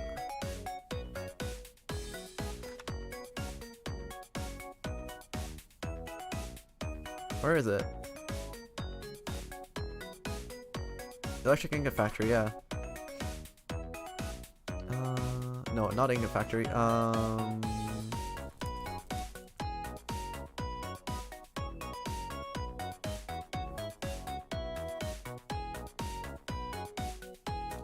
Right, ingot pulverizer. Medium energy capacitor, heating coil, and lead ingots. Electric ore grinder. Alright, because this requires an electric ore grinder too, the recipe might not be as straightforward. No, gilded iron, heating coil, and electric motor. This is actually really straightforward.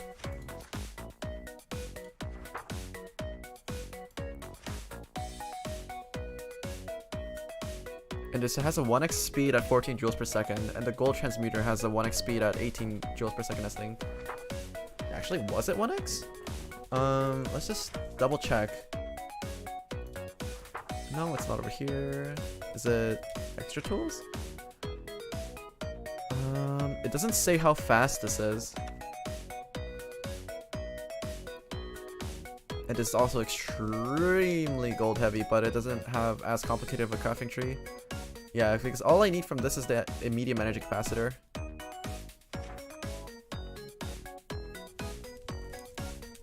Okay, okay. So for either of these recipes requires one energy capacitor, so I'm just gonna make one.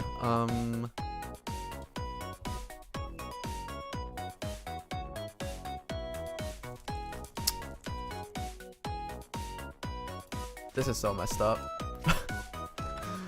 This is so messed up. Gold transmuter.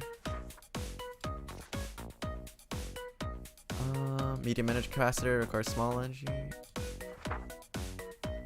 I have to make sure. Okay, so the medium energy capacitor requires redstone alloy ingots as well. It requires 2. This is billion ingots. What are these? Silver, copper, dust, and silver. Okay, these ones are actually super easy to make, huh? Billion ingots are super easy to make. Redstone dust, redstone alloy ingots. It's the redstone alloy ingots that are the pain in the ass because of the hardened metal.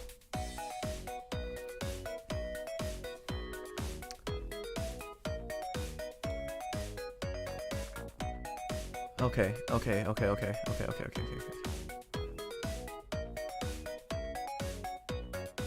So let's just go with the assumption that we need to make 4 of these redstone alloy ingots. So we're gonna make we already have 4 ferrosilicon, so we just need to make 4 hardened alloy ingots. 4 hardened metals. So Damascus steel ingot. Steel ingot, iron dust, and carbon. Steel ingot. 4 iron ingots. 4 iron dust. 1, 2, 3, 4. And 4 carbon. And we go into a smelter. We chuck all this crap in. We have 4 Damascus steel ingots. Okay, next recipe. So duralumin ingots. I believe we need 6 of these. Medium energy capacitor, small. Yeah, small one requires 4 as well.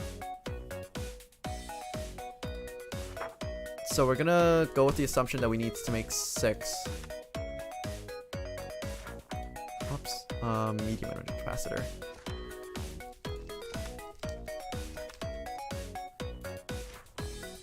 No.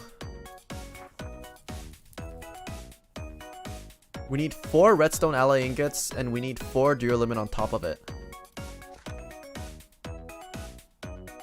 Each of these redstone alloy ingots requires 4 duralumin as well. Duralumin. So we need to make 8 duralumin.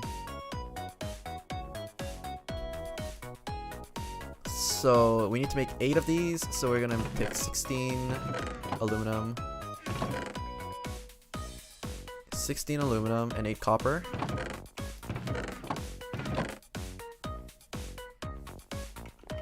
Copper. We're gonna go through smelter. We're gonna dump 8 of our aluminum dust, and we're gonna grab all our aluminum ingots.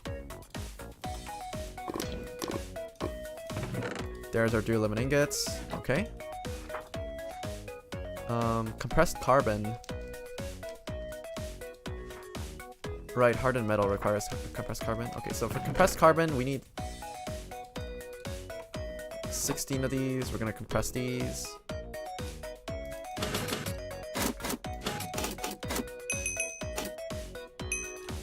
There's our compressed carbon.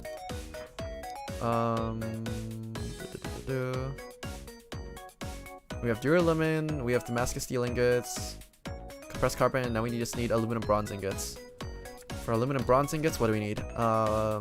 Bronze ingots, copper tin.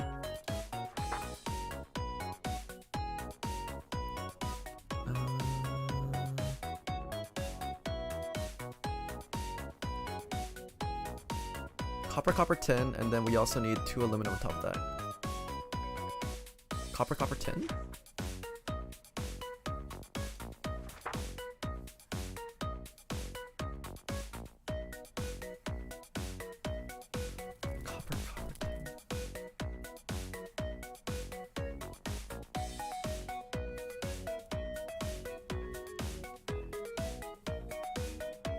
Oh, hello!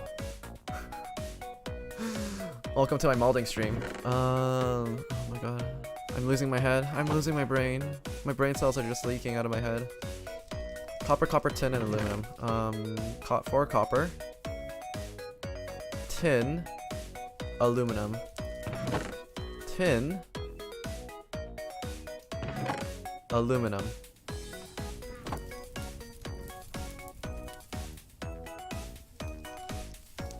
Tin. Copper, tin. copper tin or copper tin copper?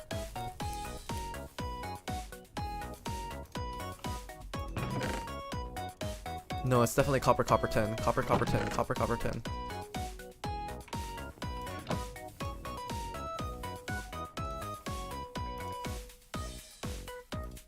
Copper tin. Okay. We have bronze ingots. Now we dump in aluminum as well, and we have aluminum bronze ingots. We have duralumin, Damascus steel ingots, and what's the last one? Oh yeah, compressed carbon. So I believe if we just chuck all these in, we have hardened metal. Okay. 4 hardened metal, 4 duralumin ingots. No, 4. Okay, we have 4 redstone alloy ingots finally. We need energy connector, 4 duralumin, sulfate, and redstone dust. Sulfate, redstone dust, and enhanced crafting table. So 1 goes in the middle, 2 like this. Bam, bam, bam, bam. Okay, so we have a small energy capacitor now. And we want to turn this into a medium one, so we put 4 billet ingots, a redstone dust, and 2 redstone alloy ingots. So for billet ingots, it requires silver, copper, silver. So grab 4 copper, grab 8 silver, dump 4 silver in here, quickly smelt those. 4. Put this in the middle over here. We put billet ingots in the corners. We put redstone dust. And then what's the next part? Oh yeah, we need redstone dust. Right.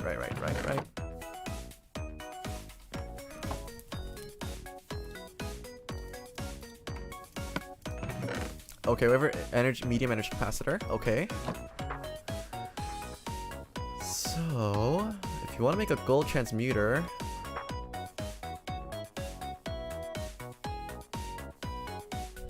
but is gold transmuter worth it, or is it better to take... I'm getting tired of these. Wait, these are considered advanced machines, but what about the ore pulverizer thing? Ingot pulverizer, this is a medium machine. I don't need any of these pulverizing properties of any of these, because the gold transmuter would do the exact same thing, and my foundry also does all the conversion for any other dust or ingots. I think the gold transmuter is probably going to be the better pick. So this requires 2 electric motors, a gold block, 24 karat. Oh my god. 24 karat gold ingots are so expensive. I actually don't even know if I have enough gold to make a 24 gold carat ingot block. Let's find out, I guess. Grab all of our gold dust. We do have 1 24 karat gold ingot over here. What if I were to just put in 4 gold dust over here? What would happen? I'll chuck in 8 actually.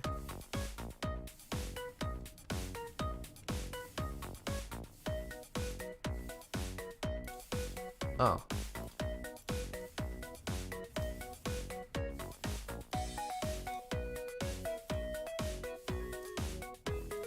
Yeah, this already does the conversion for any gold ingots. Okay, so that's fine. So we're gonna just dump all our gold dust in here. So we have 1, 2, 3, 4, 5, 6, 7, 8. 1, 2, 3, 4, 5, 6, 7, 8. Actually, it's probably faster to just do this. Okay. Have this. Drag this into 8.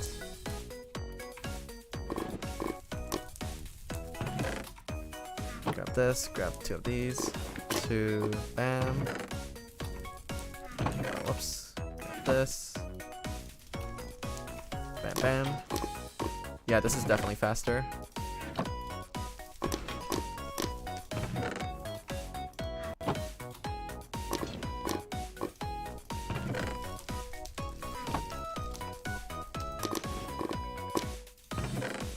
So we're at 20 carats right now.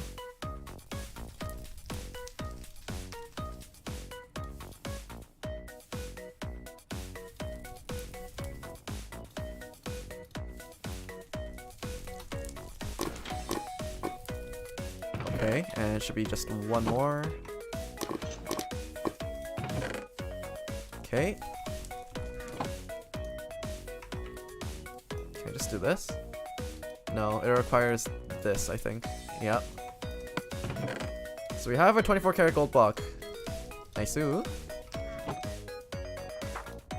And medium energy capacitor gold block. We need 2 electric motors and a silver ingot and 2 golden pickaxes. I made a bunch of electromagnets in the past, so I'm gonna turn these into motors. Yep, 2 electric motors. So I have these 2, and I just need 2 golden pickaxes. Grab some of this, grab a couple sticks. I need 2 more sticks. 2 gold pickaxes. And I think that's it. Oh, right, and a silver ingot. I don't know why they put in that 1 silver ingot at the top over there. It's a little bit unnecessary, but I'll take it. So silver ingot, gold block, motors, pickaxes, a gold transmuter. Now we take this gold transmuter, we dump it over here, and we have an input slot over here and an output slot over here. So let's just do a little bit of testing. I want to see how fast this thing can go. So over here we just dump in our 32 gold ingots. 1, 2, 3. Okay, yeah, that's actually really fast. It's like approximately 3 seconds per, I think.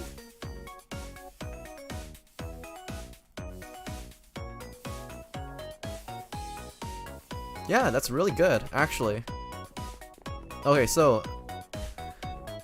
one thing that I want to do is I want to make another one of these, except I wanted to not have Silk Touch, so like I want to not be a dummy and put Silk Touch and Fortune on the same pickaxe, because this is such a waste of a lucky pickaxe. But yeah, I want to put Fortune 10 onto the smelter's pickaxe, and then if I do that, then I can get a ton of gold dust per gold ore. Because right now, as it stands, the way that beginner slime crafters are forced to get their gold dust is basically through sifters, like, which are really slow, or you can mine up gold ore and you can turn it into, and you can put it in an ore crusher, and what it gives you 2 gold ore. I mean, it gives you 2 gold dust. And that's basically how you're supposed to fund most of your recipes. But if we can convert gold ingots into gold dust, then our worries are gone, because that means we can actually use Fortune on gold ore with a smelter's pickaxe, get a whole bunch of gold ingots. For the record, smelter's pickaxe, it auto smelts, so whatever ore you break, it's as if it's been in the furnace. So you take this, you slap Fortune 10 on it, you mine up a bunch of gold ore, and for the record, Fortune 10, its effect is basically approximately 5 times as effective, I think. Let me just double check. So the formula is 1 over 12 plus 11 over 2. So Fortune 10 pickaxes on average will give you 5.6 times the yield that you would get normally. And 5.6 times is basically like 2.8 times more efficient than the old dust smelt, the ore crusher way. So we're gonna save a lot of gold by working with it like that. But another thing that I kind of wanted to do was I wanted to try my hand at getting another Fortune pickaxe. But in order for me to do that, then what I would need to do is I need to craft lucky blocks. And these require 12 carats, gold ingots, and a dispenser.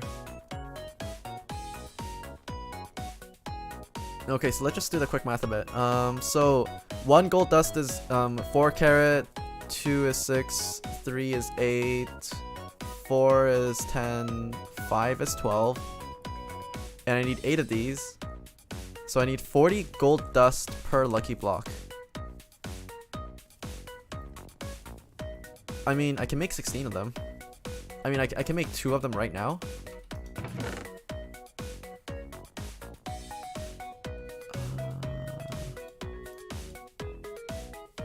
Okay, this also raises another question. How close am I to...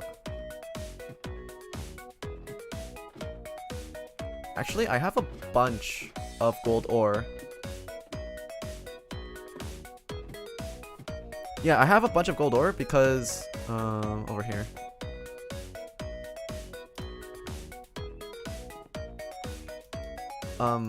Is it lagging?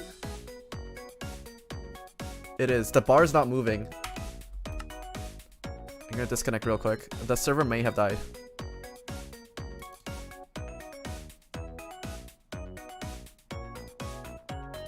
If in the chat bar the line doesn't move from left to right, that means that something is bugged out. That means the server's not responding. Because every tick it's supposed to basically move. Yeah, that little line is supposed to move. Let me just check on Discord because the server might be down.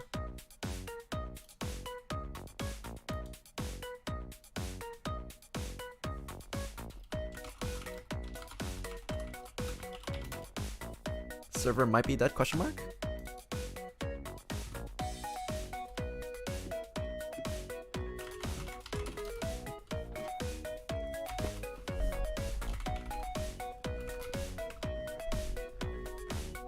Huh, the server timed out for a little bit. And I'm pretty sure it wasn't my turn disconnecting this time. Where did my juicer go? I need my juicer. Wait, is it still dead?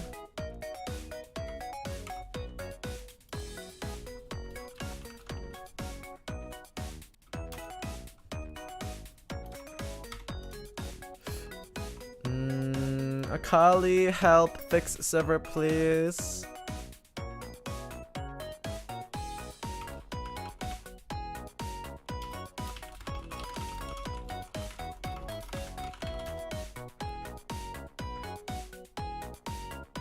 Like, the stream's going through fine, right?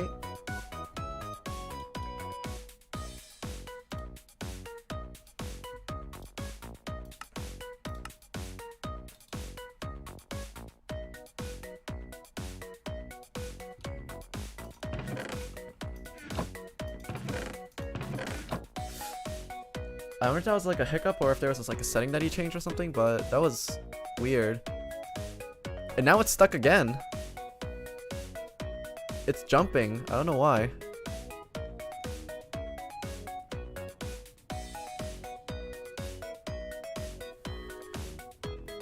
There's a good chance the server owner is tinkering with something, or there's a problem with the server right now that he's investigating. Connection lost.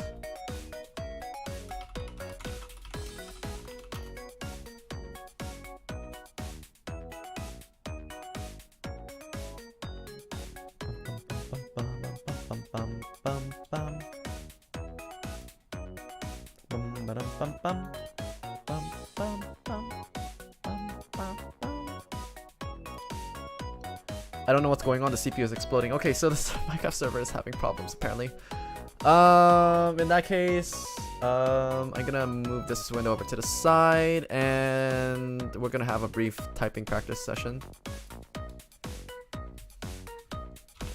Pepe hands. Can you let me know if it's fixed?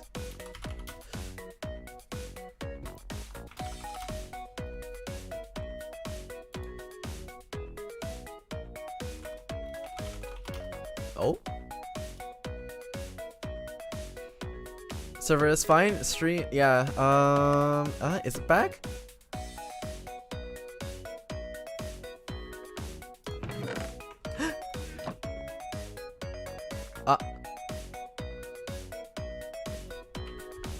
Is the magical bar moving?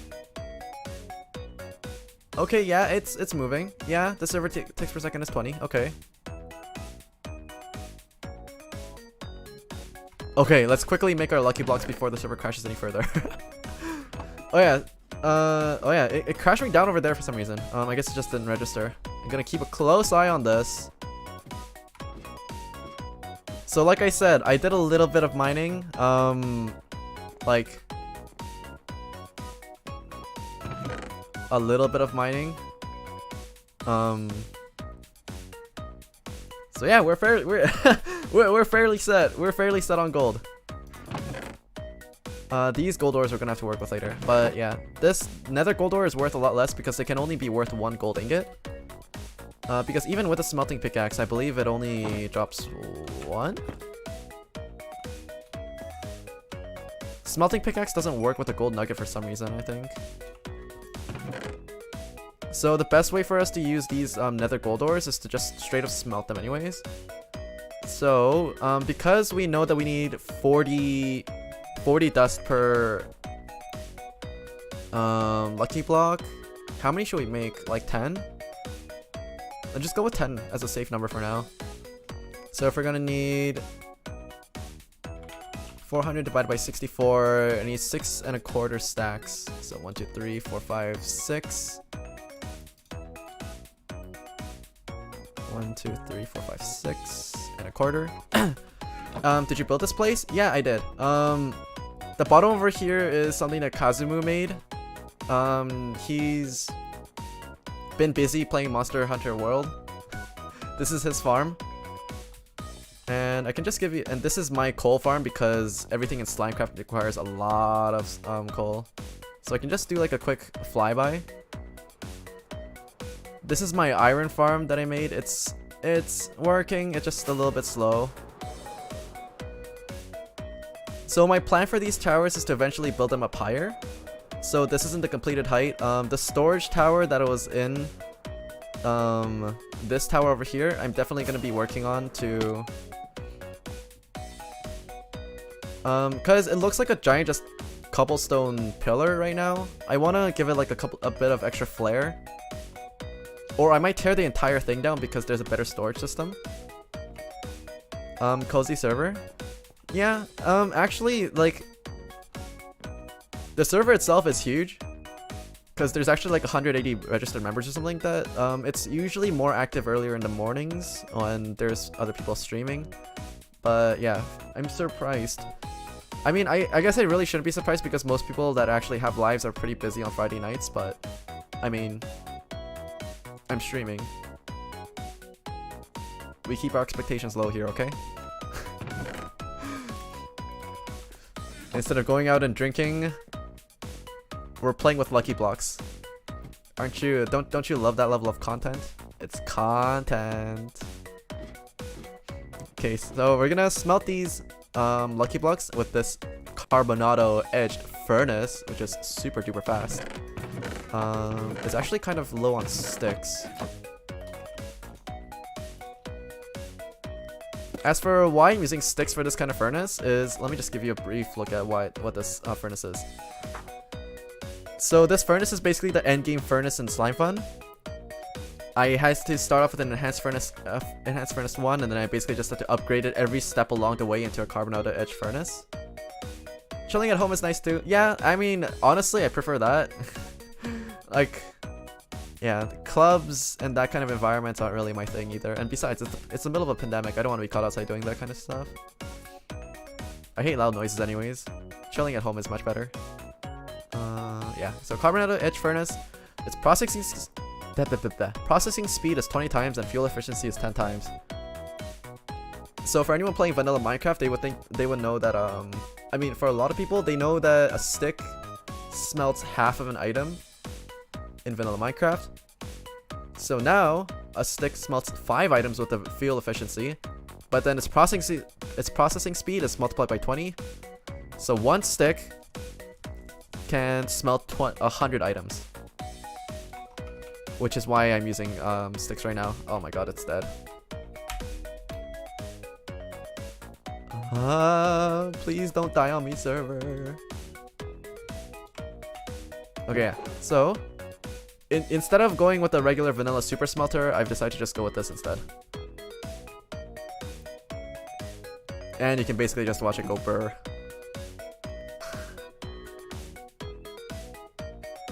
Oh, and the mining, wait, the smelting thing actually works.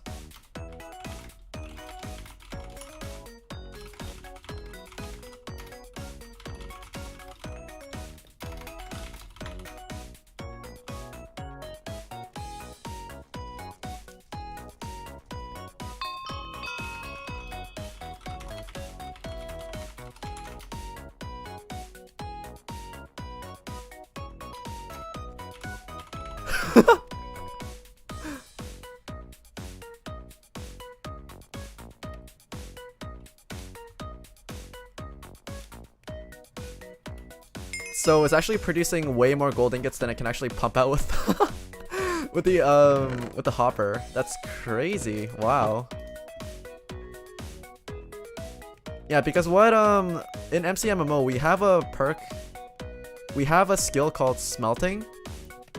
And so what it does is it has a chance of like doubling the amount of gold you can get. I mean, not gold, just any type of like drop you can get from here. And it wasn't working before, but now it actually is. So it's actually pumping out ingots way faster than it can actually process with the hopper. The server is still kind of dying on me though.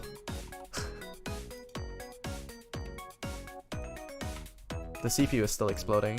Yeah. Just so I don't accidentally break it, I'm just gonna swap over. Ah, I might have timed it. Okay.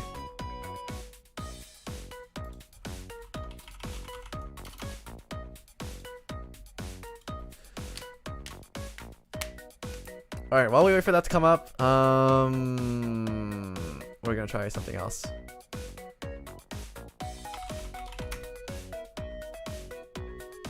How good are you guys at typing?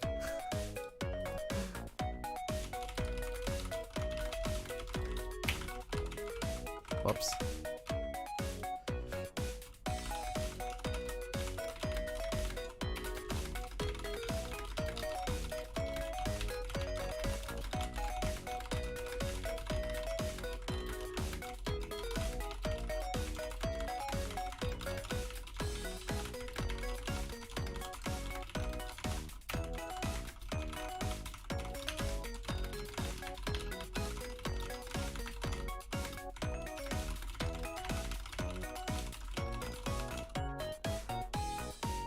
Not bad, not bad.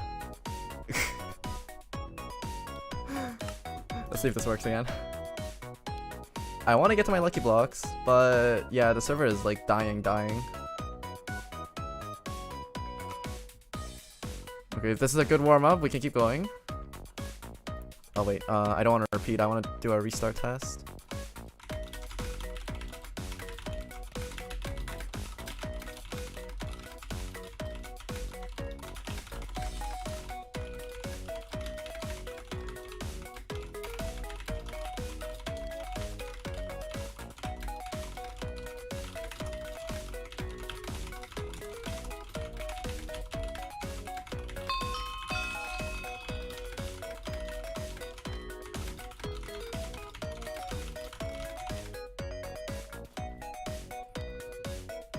I haven't tried this site, but I maxed out at 120 words per minute.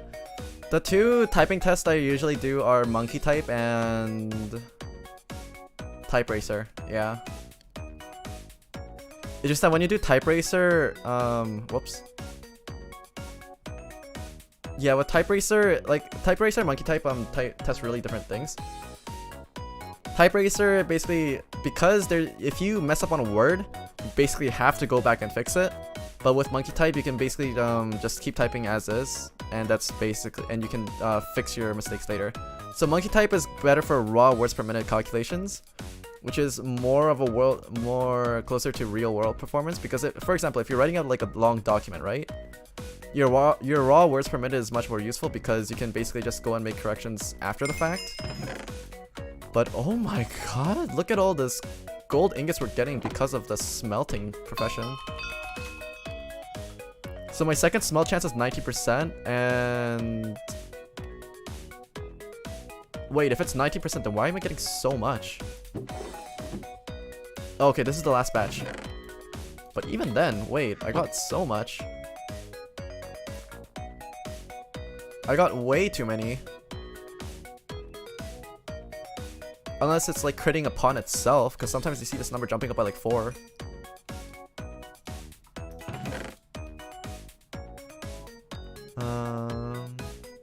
Apostrophes mess me up, so I'm faster in my native language. Ah. Oh yeah, that's also another thing. Monkey type doesn't have punctuation. You can set it to use punctuation, but yeah. But because Type Racer uses punctuation and numbers, it can be higher. It can be a lot harder. So how much gold do we get? Oh my god. I'm rich. And the server's dying again. Ah. Quickly. We have to dump our ingots. No. Wait, what if I were to do this? Energy and electricity. Ingot pulverizer. No, we're not using that. We're using a gold transmuter. Can we transmute gold blocks? No, we can't. We can only do 24 carats into regular gold blocks. Okay, so it's only one way. So this is gonna take a while.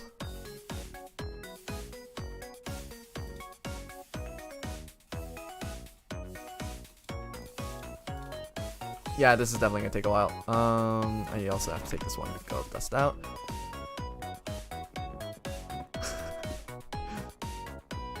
Yeah, that's way more gold than I expected. That's kind of messed up, honestly. But with the amount of gold dust we have right now, let's try to make a couple of lucky blocks. The pickaxe is just a progress bar. I thought you were making pickaxes for a second. Yeah, that's also a really cool thing about this mod. It uses tools and stuff like that as the progress bars. You can see its progression by the durability and also by the percentage of bar that's loading on the... Okay, it's really slow right now, but yeah. I think it's super cool. I think it's super cool. So we need 40...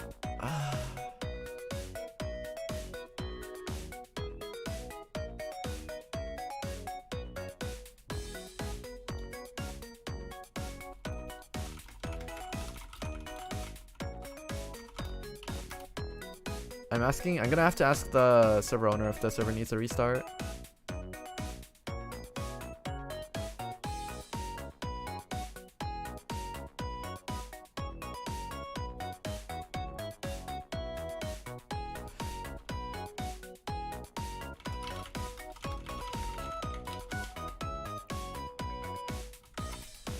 Because I'm pretty sure the way that our server is set up is that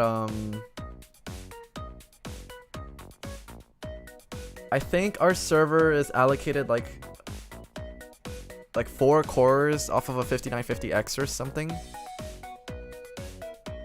But I'm wondering if someone else using the other cores are leaking processes over into this one. Or it could be just that our server needs a restart. This mod has the benefit that it was all made by the same guys, unlike mod packs. SlimeFun is actually kind of like a mod pack though. It's because, let's see. Like over on the SlimeFun guide, I believe everything past soul jars, I think everything in the 3rd and 4th rows are actually just mods. Or maybe not all of them, but, like soul jars is a SlimeFun. Yeah, this is definitely lagging a lot. Yeah, you can think of it as a mod pack because there's some tools that do the same thing as others. For example, there's two different types of storage systems you can make: fluffy barrels and the actual built-in storage.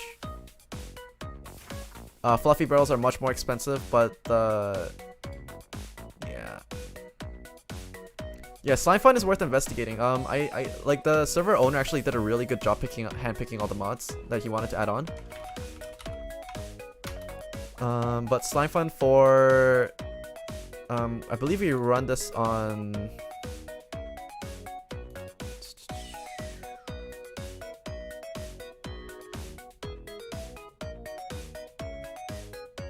yeah. Okay, here.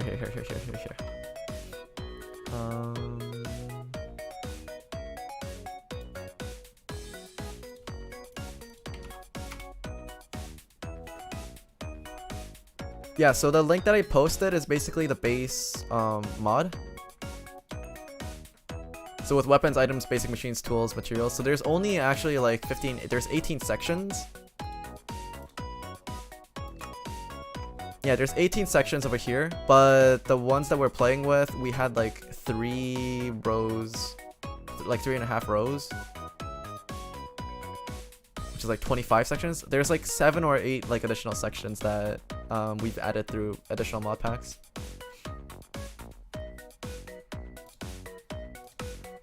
The server is getting restarted.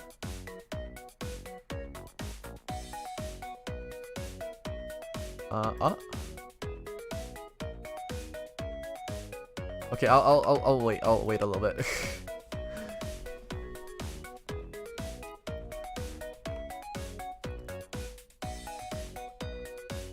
But that's why, like, the things like the gold transmuter actually has a very similar purpose to the ingot pulverizer.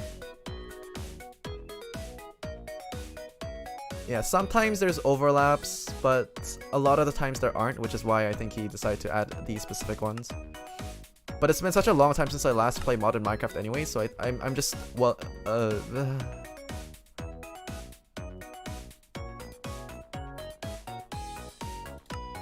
okay, we'll give this another minute or two.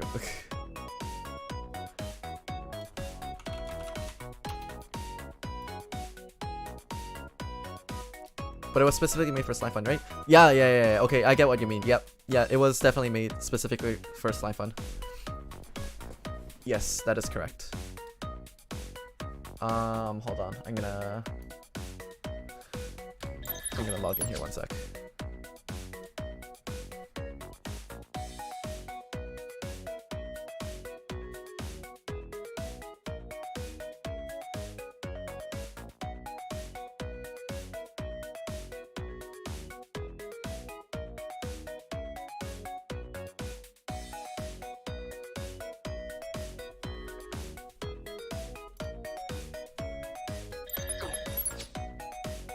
Okay, and let's check out my skill level. Yeah, my rank is in the top 99.8. I'm in the top 0.2%. Yeah, my best race on Type Racer was 150 words per minute, but I couldn't really get it higher.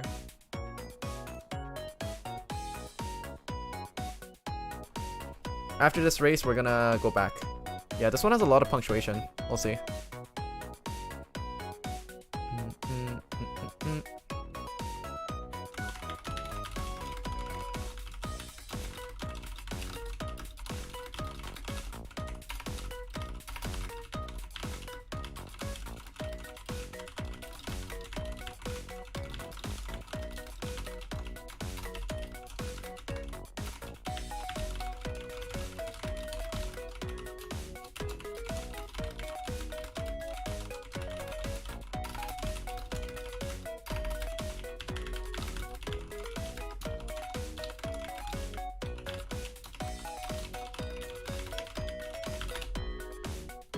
No, I lost.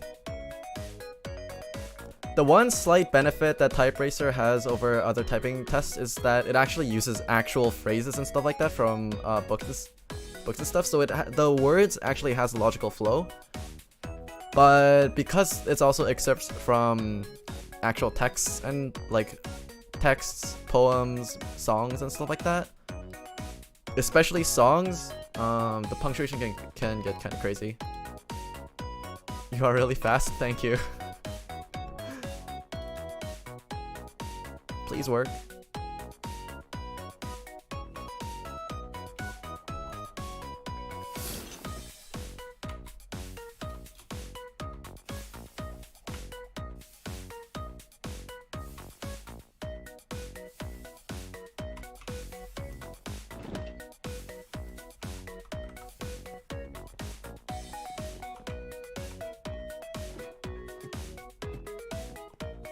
Let's hold on to some of these gold bars so that we can just recharge it.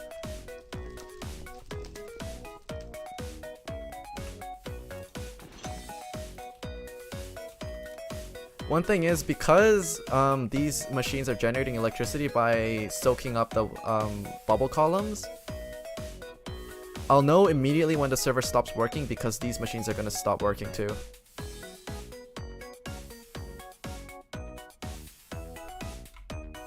Like that just now was a little bit iffy, but it's working, it's working.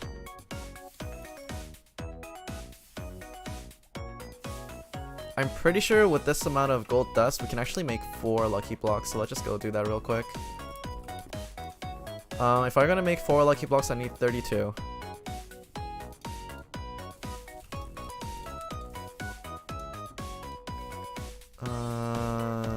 Yep, 32. 4, 5, 6, 7, 8, 9, 10, bam. So with these 32, 6 ingots. 3, 4, 5, 6, 10.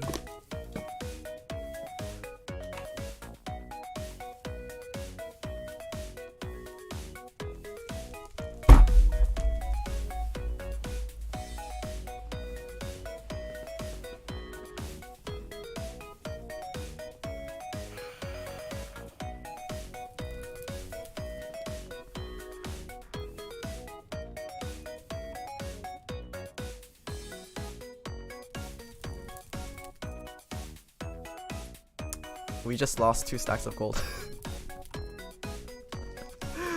No! Oh, there's my cooler.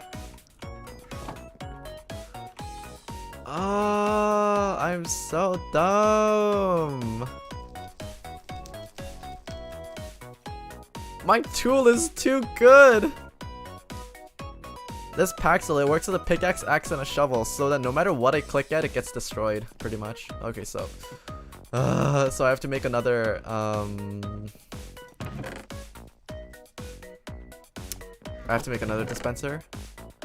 1, 2, 3. 1, 2, 3. Why do bad things happen to dumb people? The world is so cruel. At least my juicer works.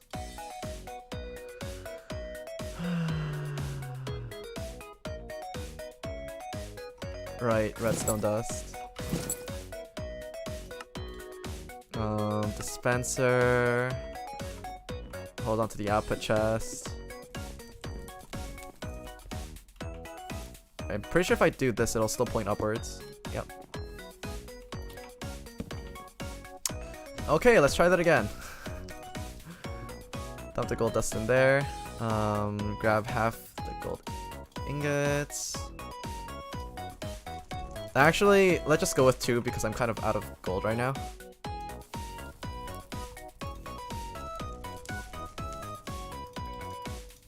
Like so. I can't believe I just did that. Okay, I'm gonna get this dangerous thing out of my hands. 16 gold.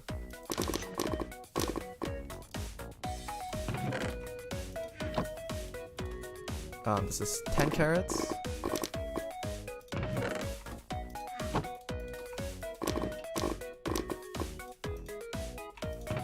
This is 12 carrots. Okay, we can use these.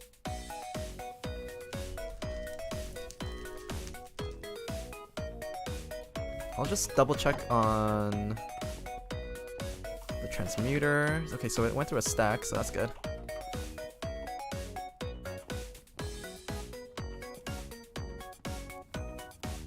Do you know the mod AE2? Is that Aether 2? Is it the remade Aether mod?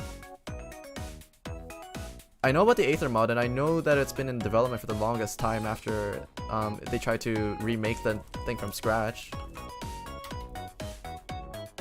Oh no, it's not Aether, it's Applied Energetics. Ah.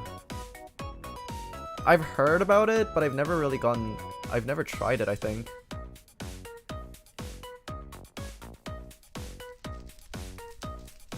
Yeah, I've never really tried it.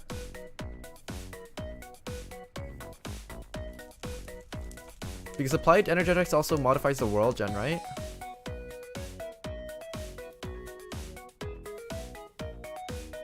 I think SLIMEFUN by itself actually runs off of a completely vanilla world. Which is why I think the server owner decided to go with it. In case you wanted to upgrade to 1.17 when it comes out eventually. I think that was the reasoning.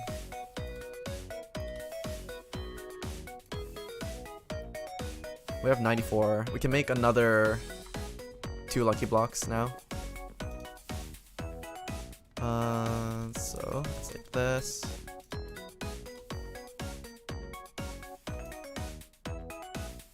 Whoops, that's not what I want.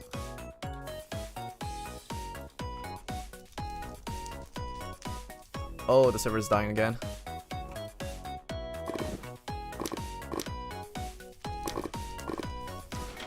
It's a digital storage system. It's really cool.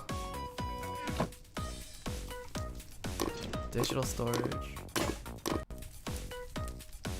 Man, I'd kill for digital storage right now.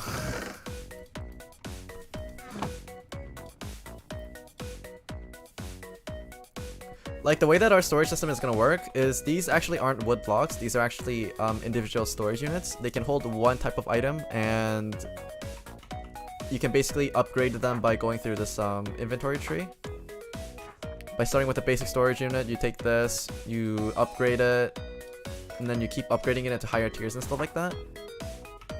So this 9 blocks over here is basically going to be the storage system for all the dusts that I'm collecting. But I have no idea. Yeah, if I could have one centralized storage system for every item in my, like, for every ore, every tool and stuff like that, that'd be so nice. That'd be so nice. But I don't think this mod supports any of that.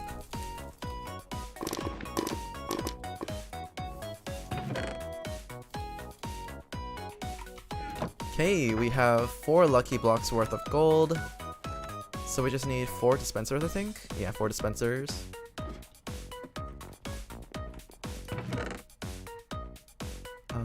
So this requires 12 of these.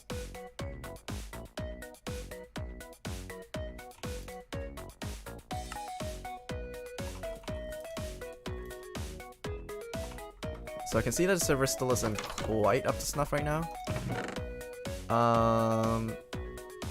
4 times 7, that's 28.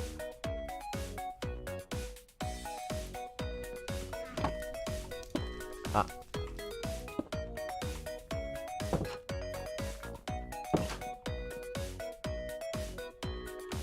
You put up hard drives on server racks to increase the capacity? Wait, that sounds so cool. What?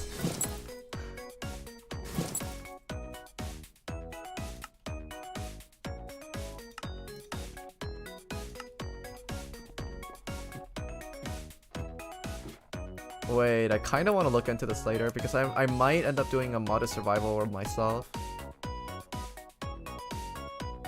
Wait, that's so cool. Storage cells, huh?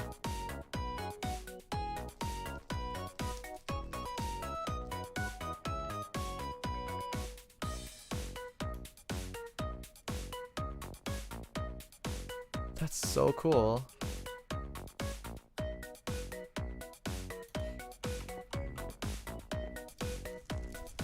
Yeah, cause I see the name, I see that name pop up a lot on different mod packs, but I've never actually gone to try them out myself. Huh. Okay, but before we go and mess around with lucky tools, lucky blocks, let's keep the generator going.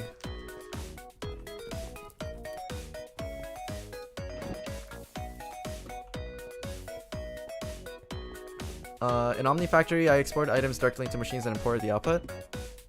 You can do something like that here. It's just that even though I'm technically the second, like if I do MC top, right? I'm the second most, I'm probably the second wealthiest player on the server right now. Actually, Div and Akali might also be richer than I am. But yeah, I'm pretty sure Miki's is actually the only person who's actually wealthy enough to automate everything in this game. And I'm pretty sure even she isn't either, because I know I've seen her ask about buying quartz and coal. So even she's that not even close to automation, then I don't know.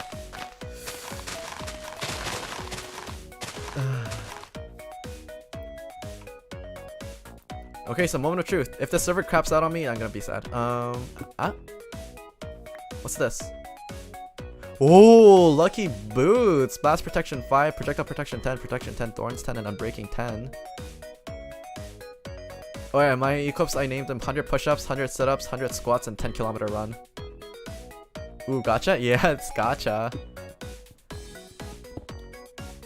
Hey there! Vsauce.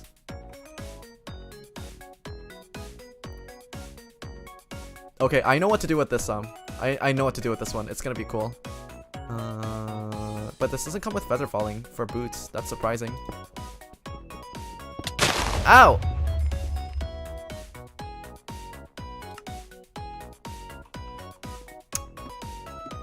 I mean, I guess that can happen too.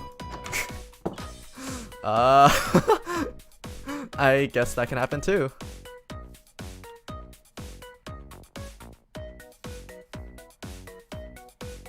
Yeah, honestly, now that I have the gold thing working, I might end up doing a stream where I just basically just open up 2 stacks of lucky blocks.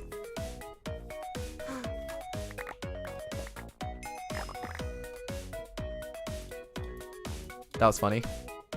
I don't want to put on these lucky boots. I want to use this. 1, 2, 3, 4. No preference for what goes in here. Did anyone see that? Oh. Akali did, but he's not saying anything.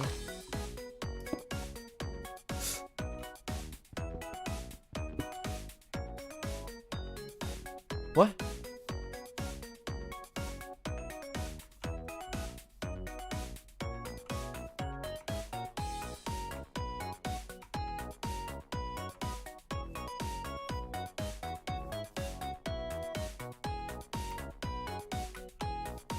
Wait. The fact that it did nothing scares me even more. Wait, what happened? Unless it didn't happen? Unless it didn't work?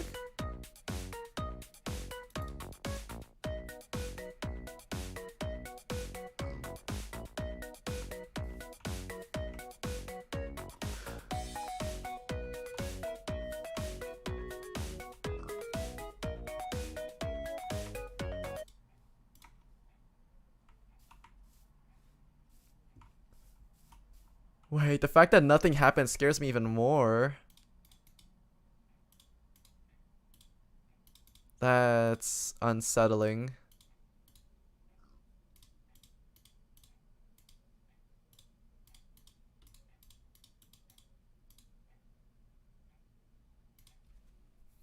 Huh. I should fill this hole back up.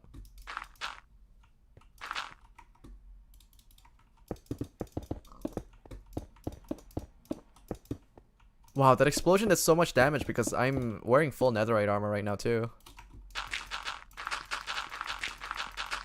I'm so glad I did this somewhere far away, but not too far away from my main base. Out, can you?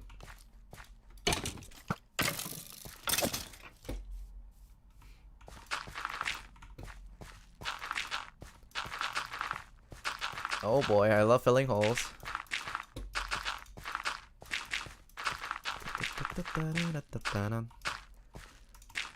Yeah, I want to do a stream where I just open up like 2 stacks of lucky blocks and see what happens. You gotta go. Enjoy your stream. I'll try to catch your next stream. Thanks for dropping by. I had a lot of fun talking to you too. Yeah, I'll see you around then, Fuji. Bye. And I'm gonna keep filling this hole and try to get more lucky blocks. I want a lucky pickaxe so I can get smelting 10. You got this, thank you. Yeah, the thing that I want is lucky 10. It's fortune 10, so I can put it on the smelter's pickaxe and I can get even more netherite. Oh, that's gonna be glorious.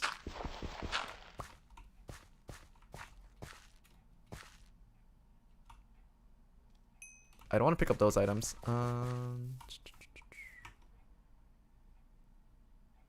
Right, I've always had rockets in my inventory. So go up, drop everything off.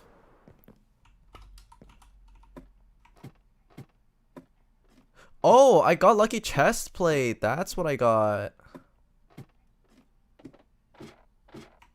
Okay. Blast protection 5, projectile protection 10. I know what I'm doing with this. I have books.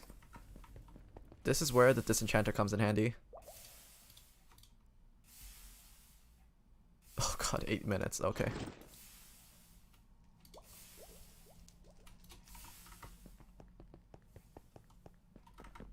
And this gold factory keeps on going. Okay, I'm gonna set up another chest and I'm gonna move all these gold ingots there. Can move this over here, move this over here. Do I have any spare barrels? I have a chest. I can use this. This 22 dirt. I'll pick it up later. These SLIMEFUN machines. So hoppers don't work on them. You have to use an actual storage inventory system. So grab onto this. Yeah, so I can't use a hopper to just feed all the gold ingots into there. It doesn't work like that. But all the SLIMEFUN machines have distinct input and output slots. What's one way to show it? Yeah, for example, this auto enchanter over here. It's not labeled input, but this one is. It's usually labeled like glass panes of this color are input and glass panes of this color are output. The server is dead, isn't it? Oh no, it's because the auto disenchanter is using up all the electricity before it can get to the gold transmuter. Okay, okay. So if I have 3 stacks of gold, that's... I have 200. I have 199 actually right now. I have 197? I think I have 197. I have 192 plus 5, so I have 197. Let me just get a bit more gold from here. I'm pretty sure I have gold here. No, I don't. Ugh. I forgot to reload all the strainers.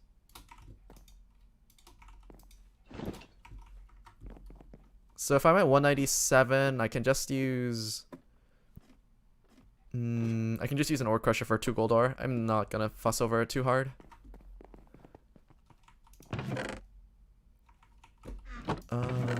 Just 2 of these.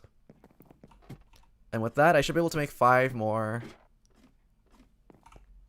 lucky blocks. And hopefully I can get a lucky pickaxe with them. Hopefully.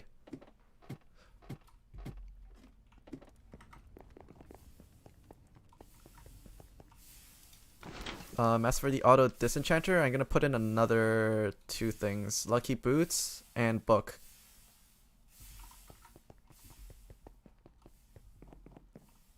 And I wanted to go to the ore crusher, go over here, dump these 2. Okay, so now I have 200 gold dust, which is enough to make 5. Yeah, I have 5. 5 times 80 is 40, so we're gonna have to divvy this up. So for example, like this, 40 over here. Whoops.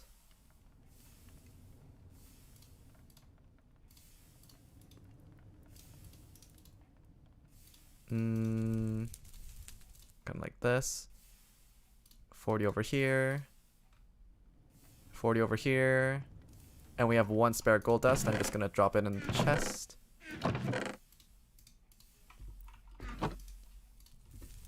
So immediately smelt those into gold ingots.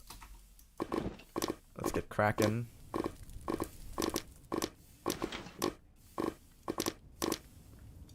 Alright, I have to get this out of my hands.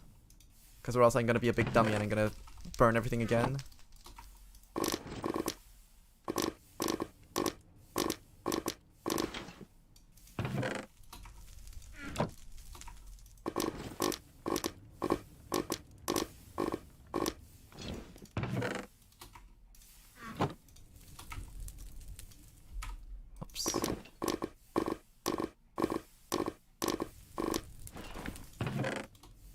Okay, and I just need to get 5 bows.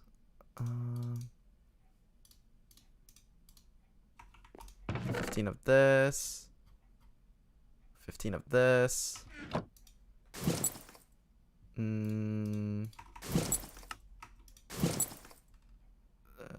5 redstone dust and 35 cobblestone.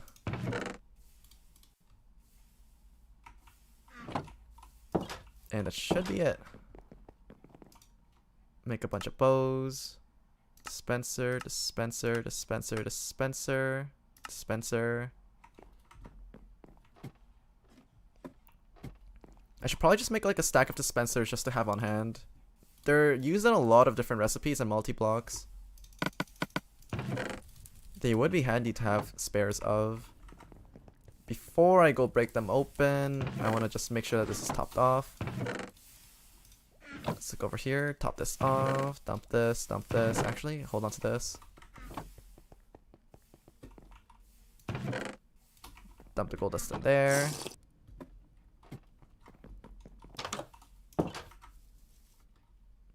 And let's see if we can get a... What the hell are you?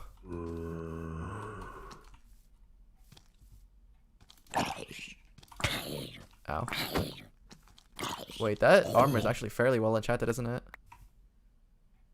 Oh, it's iron boots of feather falling too. It's kind of bad. Oh yeah, with the mods we have, I believe netherite armor gives full full fire resistance, which is why I'm taking no damage. It's not even ticking on me. Fuck.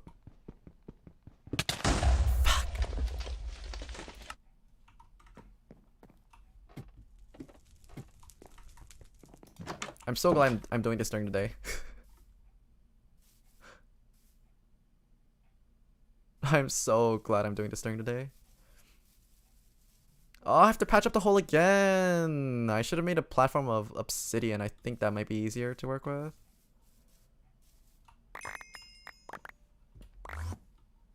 Well, that's annoying. Put this stuff on. Okay, screw it. We're going. I should probably have my tools in hand though. Yeah.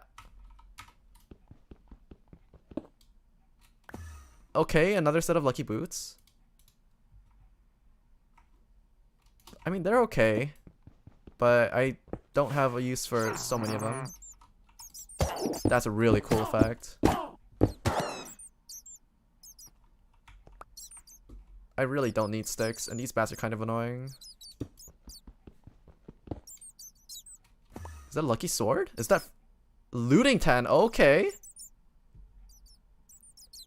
Sharpness 10 and breaking 10 as well. I can definitely put this on this. That's perfect. Okay. What? No.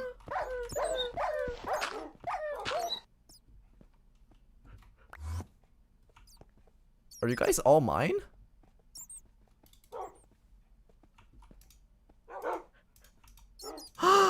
They are! I'm so glad I saved you guys. Let's go home, buddies.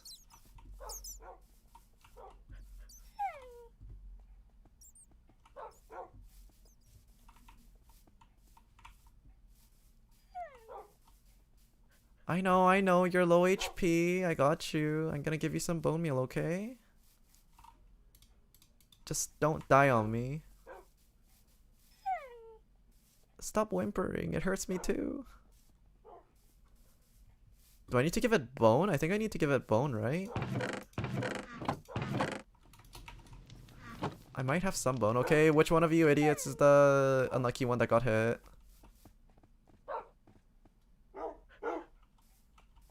Oh, your HP is low. No, maybe it's not bone. Do I have to give it meat?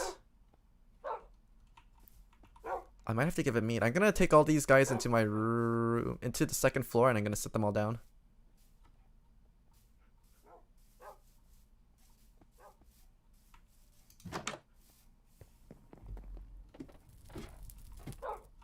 Hopefully if I'm over here, they'll still teleporting. There's one of them. There's 3 of them, actually. Okay.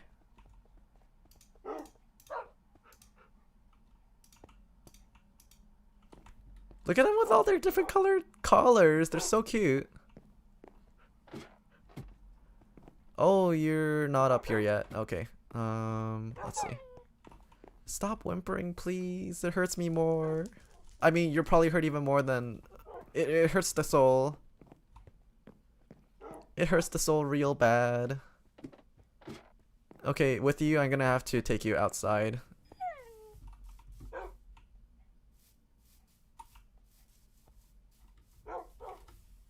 I'm sorry, but I must do this. I'm gonna close the door on you. And then hope you teleport to me. Unless you already teleported inside.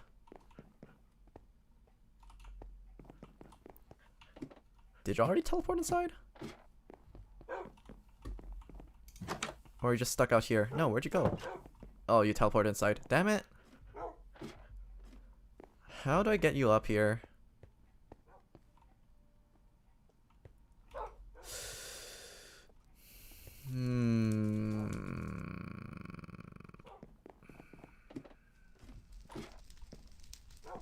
What the heck are you doing over there? Buddy, get down. I guess I just have to block you up.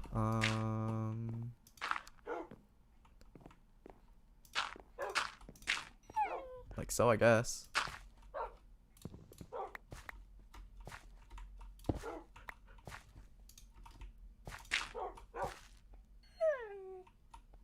Come on. Come on, buddy, you got this. I'm running away. There we go.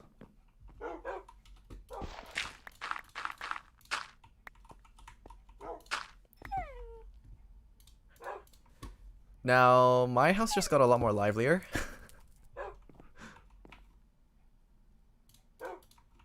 Right, there's also this. And I think I need to get them meat. I've never raised Minecraft dogs before, so I mean, I never really cared about them until now, but now that they're on my doorstep, I kind of have to feed them. Okay, which one of you guys? Oh, you're like dying, aren't you? Okay, I know I can get more food. These iron boots, I'm gonna grind them and then smelt it. Recycling? Alright, I have to patch up that hole again as well. Yeah, this lucky sword is so good. That lucky sword is gonna help me out a lot when it comes to... Oh yeah, she's my lucky chestplate and my enchanted book. And the next one starts.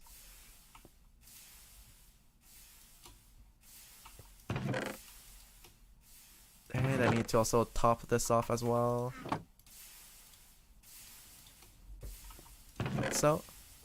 Just drop this off. I'm gonna just keep these in here temporarily. The lucky chestplate can stay in here as well. The enchanted book, because I'm gonna use it later. Sweet berries and stuff like that I don't really need. SLIMEFUN. I'll hold on to rockets I need. Infused magnet. Drop it over here. Drop this over there. My cooler's already in position. Does this inventory sorting mod have a way for me to automatically sort everything in my inventory? Mouse wheelie? What if I configure it? Sorting. Enable quick sort. Quick crafting enables right click crafting. Yup. Treat hotbars separately. Yup. Scrolling enable item. Scrolling. Yup. Invert scroll direction. Nope. Scroll creative menu items. I don't use creative. Change sort modes. Existing sort modes are alphabet, raw ID, and quantity. Shift middle mouse click. No, I don't need this.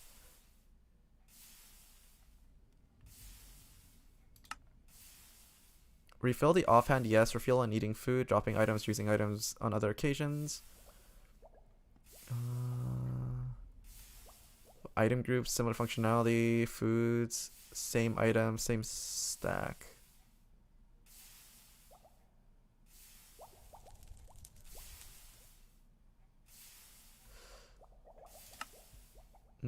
Actually, no. This is important. Refill with item slot. No NBT. This is bad. Equal stacks. Equal.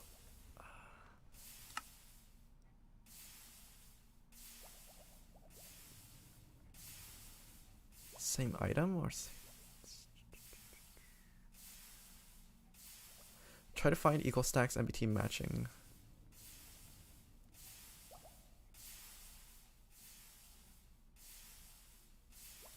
So if I were to do this,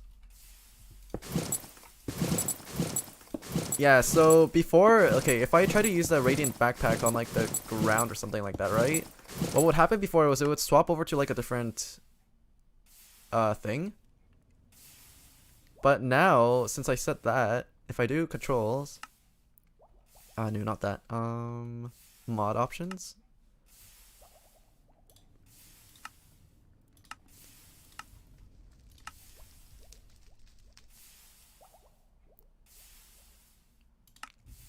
Yeah, so before, well, okay, if I have the radiant backpack in my hand, right? If I try to click the ground because it tries to quote-unquote place it, it gets replaced in my inventory with an infused magnet and then my hotbar switches over. I don't want that. So I'm going to go over here and I'm going to disable it. This refill thing has been pissing me off for the longest time, but I can't believe it was an option that I didn't even think about looking into. I'm big dummy. Middle click to tool while holding a tool, middle click to tool while holding the same block as face. Or pick from inventory.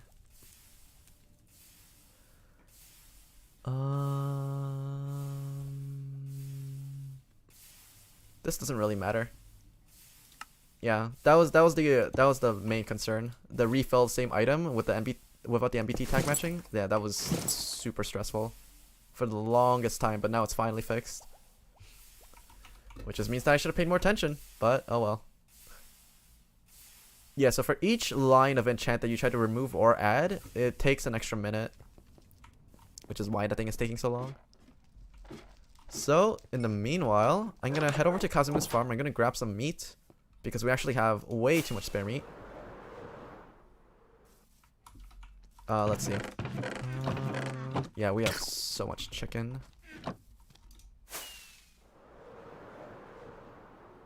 Killing zombies gives literally nothing for me at this point, so I'm just gonna ignore them. I'm pretty sure raw chicken works. Just gonna feed all these puppers.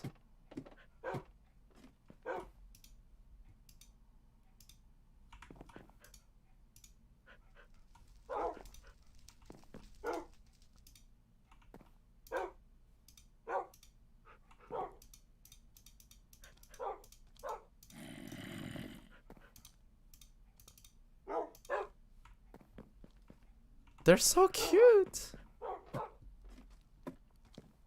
I'm gonna keep the raw chicken in my inventory. Oh, I actually did have a little bit of raw chicken. Okay, that's not enough though. As for the rest of the raw chicken, I'm just gonna hold on to them and stick them over in my automatic chicken cooker. Like the automatic chicken cooker, it's supposed to be one of those like vanilla AFK farms that just gives you free resources over time. But we kind of made an early farm, so we're kind of overloaded on food anyways. So this is kind of useless, but I mean, I'm sure we'll find a use for it eventually. No, that's for, okay, the scaffolding can go here. Torches can go over here. Water bucket. This is basically how I organize my inventory. And block slot number 5 can be anything. It's typically like a block, whether I'm mining or traveling, or it could even be scaffolding. It could be anything. But it's usually these. This layout is usually fixed. Like on vanilla servers, I usually have like a pickaxe on 1 and a shovel on 2. But because we're playing modded, I have a paxel on 1 because this covers all my tools. And I have a smelter's pickaxe on 2. For an axe, I usually keep it in this slot over here, so that when I actually need to use it, I can swap it out with my shovel or something, and then, yeah, that's basically how I usually do it. I usually keep 2 tools and 2 weapons on hand. And so my quote-unquote true inventory size is basically this 7x3 area over here, where I would just keep a whole bunch of stuff. And instead of these backpacks in modded Minecraft, in vanilla Minecraft, I would usually have like 2 shulkers. I would actually usually have like 2 or 3 shulkers and an ender chest. I think that's the kind of inventory that I went with for the longest time. But because this radiant backpack is equivalent to a double chest, and the fact that I don't actually need to place it down, it's so much more convenient. And because of that, I run this and a woven backpack, which I'm eventually going to turn into a soulbound backpack, so I can put all my tools and a backup set of armor and gear in there. Because soulbound items don't leave your inventory ever. Why are you guys over here?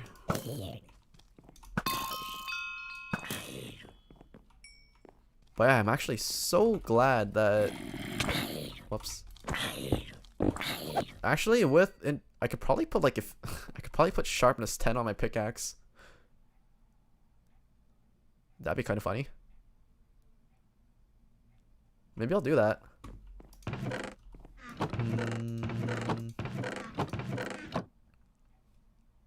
Yeah, I definitely need to put the lucky pickaxe onto my smelter's pickaxe.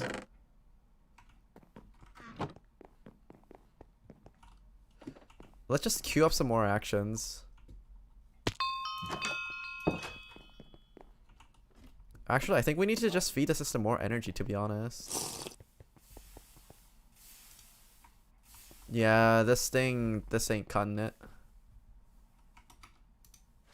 So let's just try to make like a giant grid of hydro generators. We'll make a 6x6 wall of hydro generators and see how much energy this can make. 6x6, 8.3 times 6, 8.3 times 36. That's approximately 300 joules per second. That should be more than enough to power the machines that we're running right now. Oh my god, but how expensive is that going to be?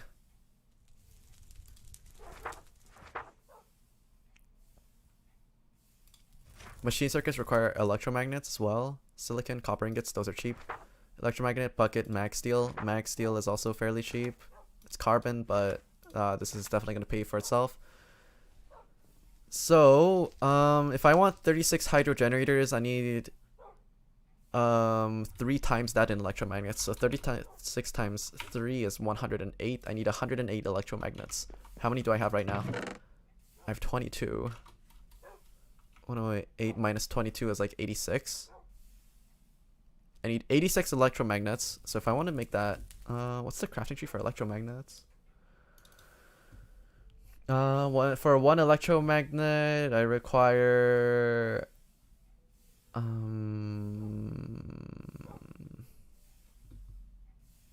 oh yeah, electromagnets are pretty cheap.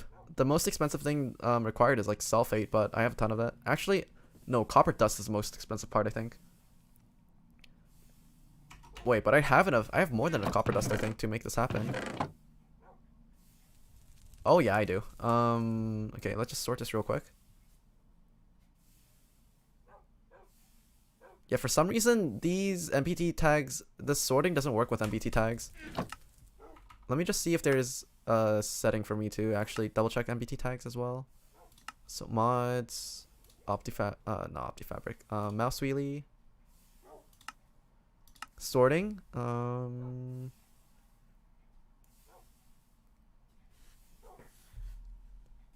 maybe if it's by alphabet? Control middle mouse click is by alphabet. Let's try that. So if I do control middle mouse click. So you have copper dust, iron dust, lead dust, and sulfate. Okay, this is the kind of sorting that I needed.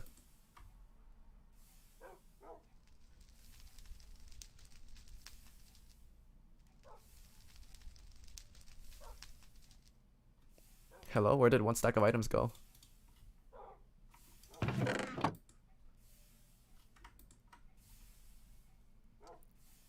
It says aluminum dust, magnesium, silver dust, tin dust, and zinc. Oh, it's so much nicer this way. Okay, so if I want to make 36 electromagnets, okay, let's take this one at a time.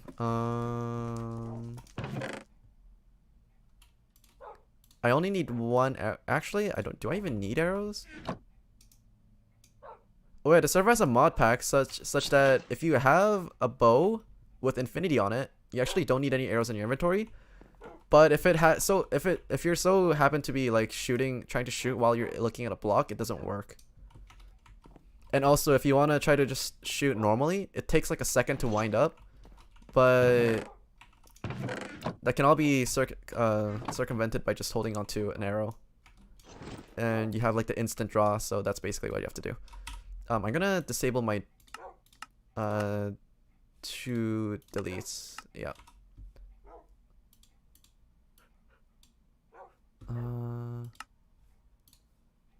Delete this, delete this. I actually like the way that with this what's the mod called? Oh yeah, Zero's minimap. If you want to delete a waypoint, it's a 2-step verification process where you have to press delete over here and you have to actually confirm the delete with another button, which actually stops you from basically accidentally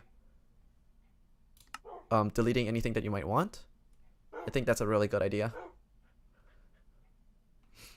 Man, Zero's minimap though, how long has it been? And it's still being updated too. I remember when Zero's and like there were a couple of other big minimap mods out there as well. I remember there was one where it combined a minimap with an expanded map as well. I forgot what it's called, but I remember something like that being in the game. But the thing that I wanted to do was I wanted to patch up the hole, first of all. And I'm gonna make an arena for lucky blocks in a bit, probably off stream. I'm gonna make an arena of lucky blocks where it's basically gonna be a bunch of not cobblestone but obsidian. It's gonna be an obsidian arena because with this Paxel, it's an efficiency 10 netherite pickaxe. It melts through obsidian like butter. It's super fast and it's super satisfying to use. It's actually sometimes problematic that it actually insta-mines ores because it can break too many blocks. But it's like such a first world problem that I dare not complain about it.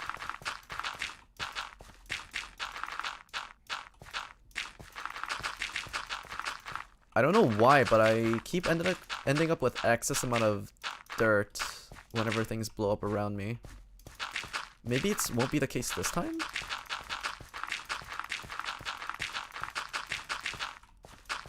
It might be because of my mining level in MCMMO.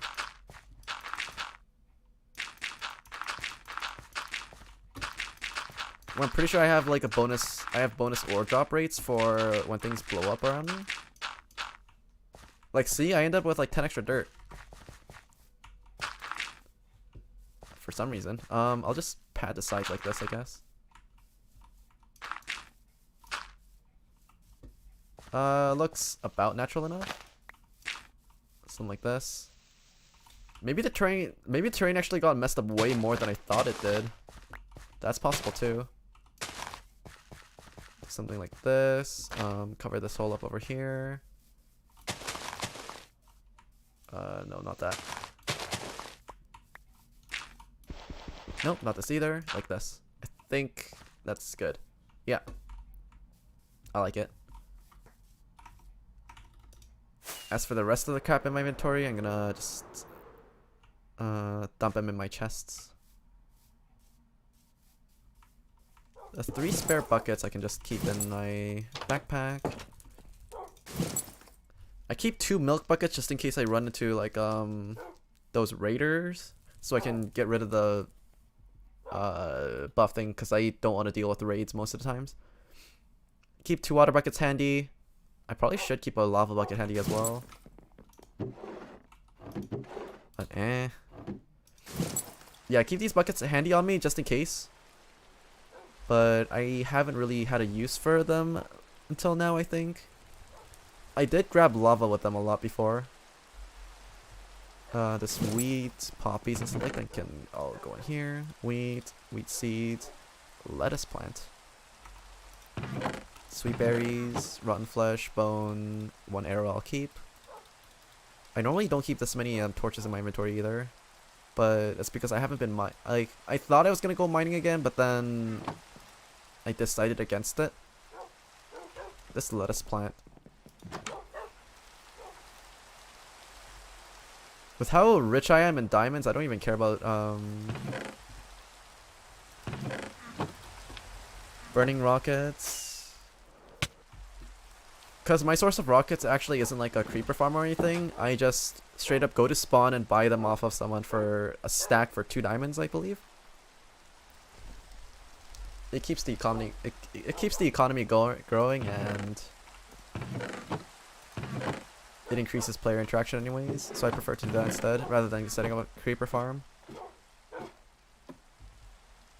These guys are so cute. I've been dilly-dallying for a while. I should check up on the status of my stuff. Okay, yeah, lucky boots. Complete. There's a better enchanted 10 book. Unbreaking 10, projectile protection 10, Thor instant. These 2 are identical. This one's also going to be identical as well. 2 stacks of gold dust. So I'll be saving most of these this gold dust for lucky blocks, I think.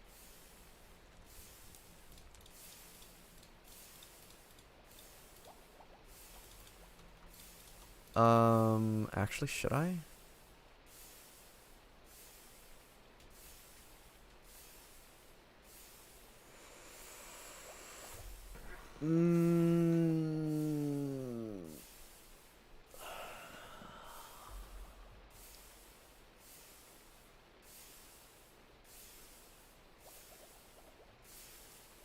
No. I'm gonna keep making lucky blocks this stream, I think.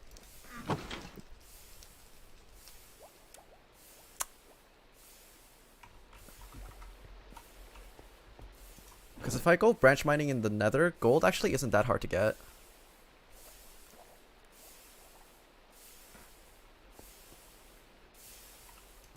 And I could probably buy it off of others for cheap as well. I wonder if I could combine these along with hydro generators. Could that be a thing? So this little section over here, right? The reason for this is I originally wanted to expand this out into like a 6x6 pattern. I did do a little bit of math to optimize that as well. So let's see. Where did I save the image? Is it this?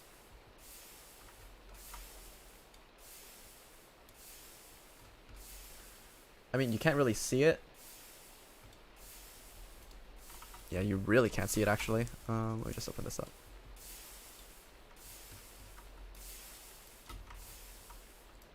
So these, this was like the idealized pattern that I made, which is like an 8x8. With this pattern, there would actually be almost no wastage.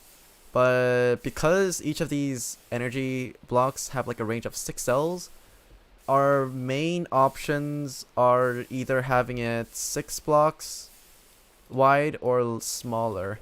And the problem with having it smaller is it's always gonna be less efficient. It's just because for every missing block, it's actually a bigger, like, for every missing block in a 1x5, it counts for 1 in 25 of the total surface area that could be covered with energy generators.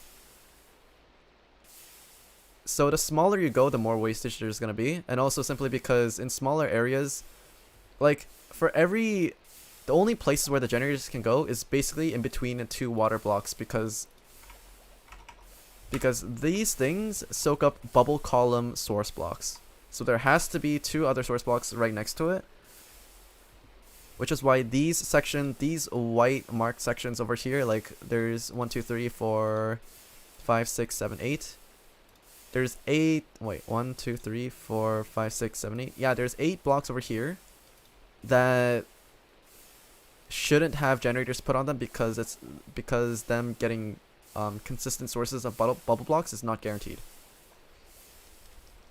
But if you go with this pattern over here, there's actually 16 generators. This pattern over here has 16. This pattern over here has 18 generators possible. And I need to do more math investigating on this, because I'm pretty sure there's another way that I can set this up so that I can have it a 36 big. If I have it 36 big, right? I mean, not 36. 12 big, 12 by 12, 144. This many blocks. If I have this many blocks covered over here, the way that this can work is because the energy connectors only have a reach of 6 blocks, I can have a row of connectors on each side, and then I can basically have like another section of 12 over here, another section of 12 over here, so long as I have, actually not even that, actually no, yes, like that. So long as I have like a row of connectors on this column, this column, this column, this column, and I can basically just hook them all up like this as well. So that's basically one way to do it. I think that's probably the most efficient way. I'm not sure if energy connectors are required or if these act as energy connectors themselves with its range. Because if it does, then there's no point in optimizing for this kind of stuff, because you can actually just go ham on it and make it as big as you want. But yeah. Get this out of the way.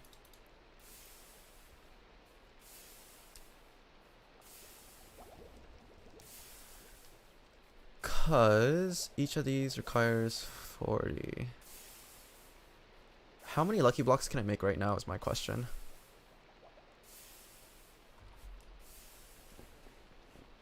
If I have 64 times 5, that's 320. Divide that by 40, that's 8.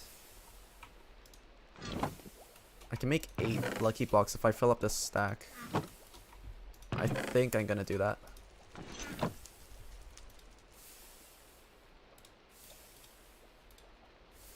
Just gonna wait for 14 more. Actually, we don't even need to wait for that. I'm gonna go make my... what was I gonna make? Actually, maybe I'll just save it for another time. Yeah. Gold is fairly easy to come by if you're grinding, but that requires a lot of mining, and I'd rather spend the time doing some other things. I'm gonna, yeah, today's 11:02. I think I've had this stream go on for long enough for today's quota. So this, like, for this much gold dust to be worth 8 lucky blocks, it feels like a huge waste. But considering the stuff you can get from this is actually so nuts, I think this is a worthy investment.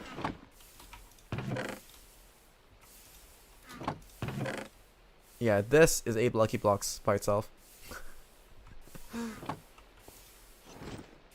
I wonder if I should just commit to using very lucky blocks though.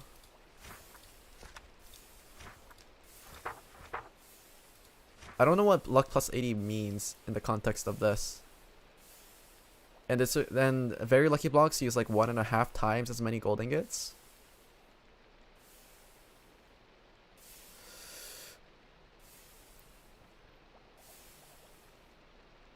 Yeah, the next time I do a lucky block stream, I should probably just try out a bunch of these and just record how much data and just record all the data I get and see how effective the plus 80% actually is. I think that's gonna be a fun stream. But my sample size is gonna be so small, I might need to collaborate with other people to get enough gold. Because I don't think Migi is gonna want to part with her gold simply because everything in this game costs a lot of it.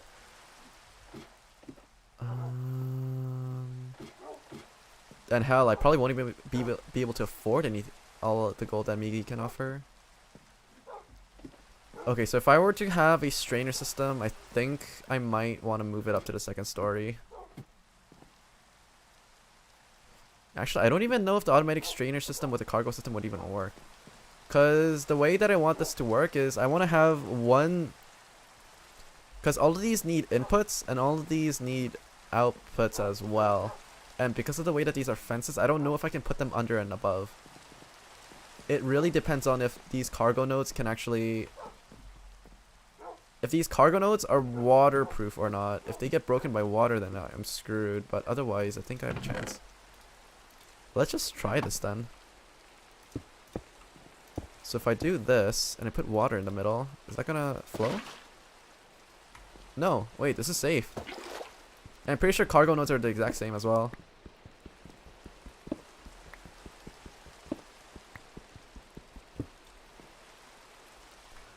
Okay, so this is gonna look really crazy.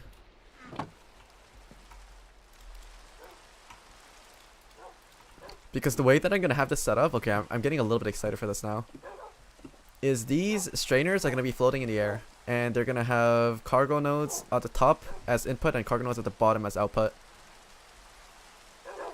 And I'm gonna have like a massive strainer farm. I'm probably gonna convert 2 of these floors into strainer farms in that case. But my question is, am I gonna have enough actually? How many floors do I have? If I have a strainer farm, I can get rid of this farm over here and I can turn this entire area into a cave spider farm.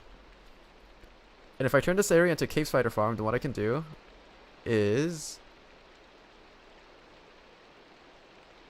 No, I don't even need to do that. For a cave spider farm, I can have it above ground. I can replace this. I can kill off this thing because this is meant to be an automatic fisher place, but I mean nobody uses it. No. No. I'm gonna remake this fishing spot. I'm gonna remake this fishing spot to actually work.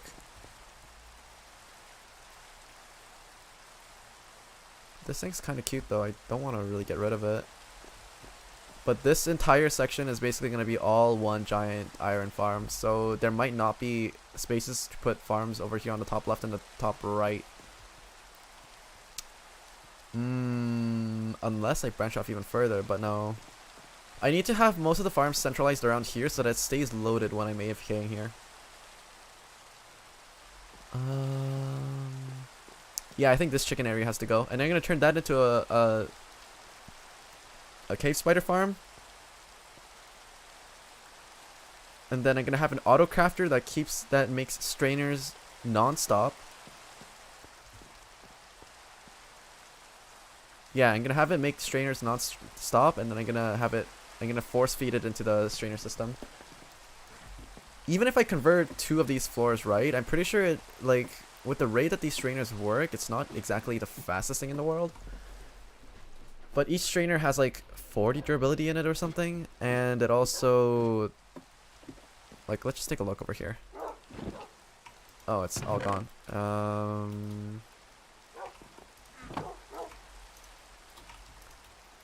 So we're gonna dump this over here. Each one has 64 durability, and it takes a couple of seconds for it to work every single time. But it's random because it's like fishing. Like for example, the moment I dropped this into the strainer, it basically used up one durability, and I basically collected something. But now we're staring at it. It's a 63, but it's not catching anything. These things aren't catching anything either. So these things are fairly slow. So I'm pretty sure with the 2 cave spider spawners that I can pick up, I'm pretty sure I should be able to run the system like 24/7, even if I fill up these 2 entire floors with strainers. So I'm gonna fill them up with strainers, and I'm gonna have like a an item pipeline going up and down over here on this side, which is it's more out of sight than any other place that I can put it. Which is why I'm setting up the smeltery and the item sorter over here. At the back over here. And then it's gonna reach up. And then all the dusts are gonna be going over here. All the string and all the sticks are gonna be going into a different system, which is gonna feed it to a strainer crafter, which is gonna feed it into the strainers, into the strainer bases. And all I have to do is AFK over here, and I basically get free dust 24/7. But do you know that this is actually a temporary stopgap measure, because strainers aren't that fast, right? I mentioned this before. The more optimal way to go about this problem would be to make a cobblestone generator and have it feed into a... there's a pulverizer over here, something. It's not one of these.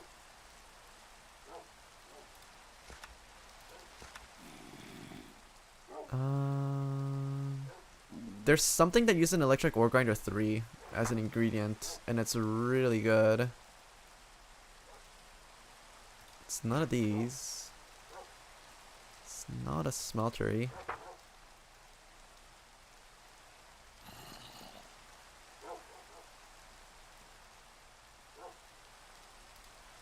Could it be a fluffy machine or something? Maybe it is.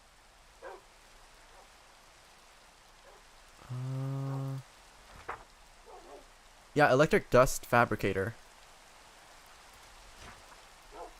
This thing, this all-in-one, right?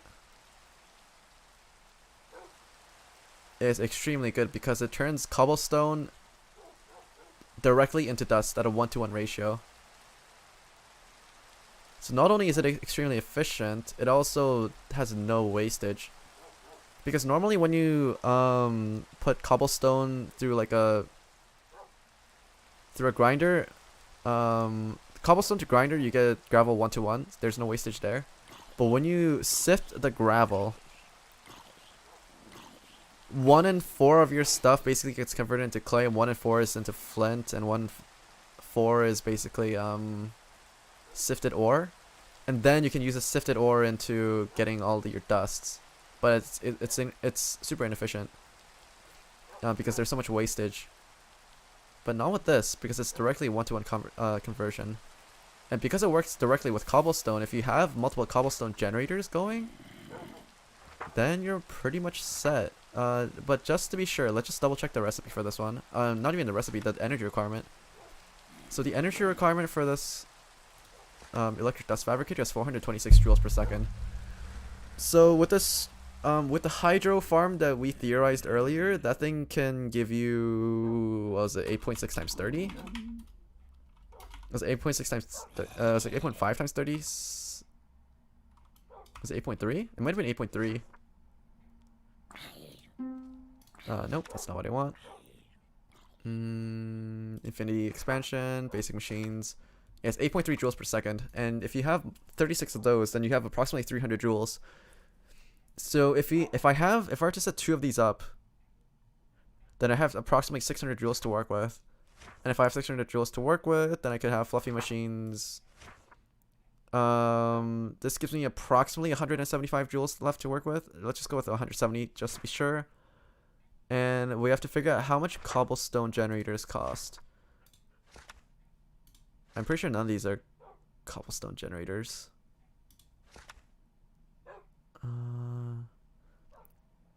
Because I've seen a pattern where fluffy machines are actually kind of OP. Fluffy tools are for sure OP.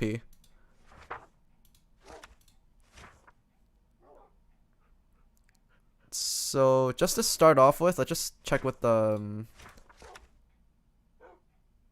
yeah, this isn't what we need. Electricity and the basic cobblestone generator. What do you cost?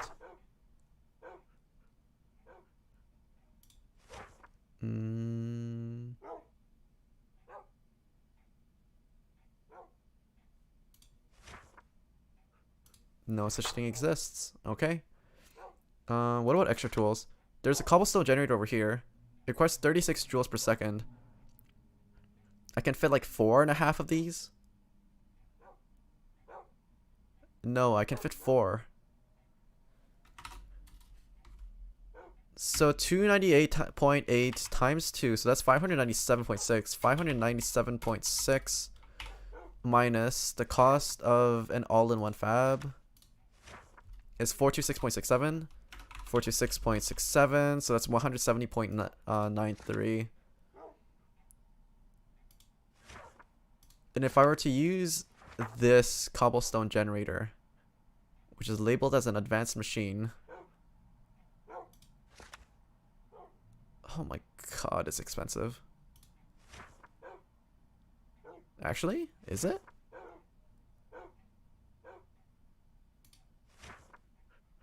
It's pretty expensive. It's not insanely expensive, but it's expensive. Oh, I also need to search for fuel to get androids. Okay. Never mind. Yeah, the process is long, but I don't think it's that expensive. But the cobblestone generator, 171 divided by 36 is 4.75. I could extend a little bit and have 5 cobblestone generators running at the same time. Or, I believe there's also like a basic machine that can do this. Basic cobble generator. This is 40 joules per second, but it creates 1 at a time. I'm gonna have to do side-by-side comparison to see which one's more effective. But either way, it can fit 4 of each. 4 of the basic cobble generator for this one that takes 40 joules per second, or the one from extra tools. What does vaporizer do? Sulfate, sulfate.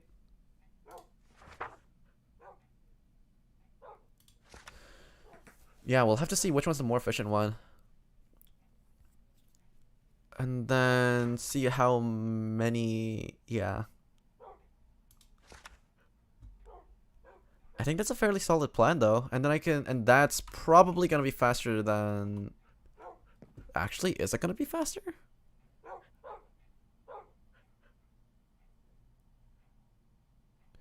The reason why I'm doubting its speed is simply because we're theorizing the output that one machine can make, 1 + 5 generator machines can make, versus 2 entire floors of strainers running off of like organic materials basically. Because sticks are dirt cheap. If I want to fill up sticks, then all I have to do is basically just chop down a tree and convert it all into I can just batch convert them all into sticks, and they're super cheap, so that's not a concern. Actually, is there a way for me to automatically farm sticks? I don't think there's any mob that actually drops sticks.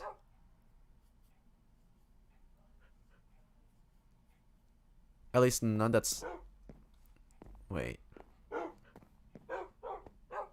Yeah, whatever, this is so far into the future anyways. Oh my god, yeah, today's been a really good session.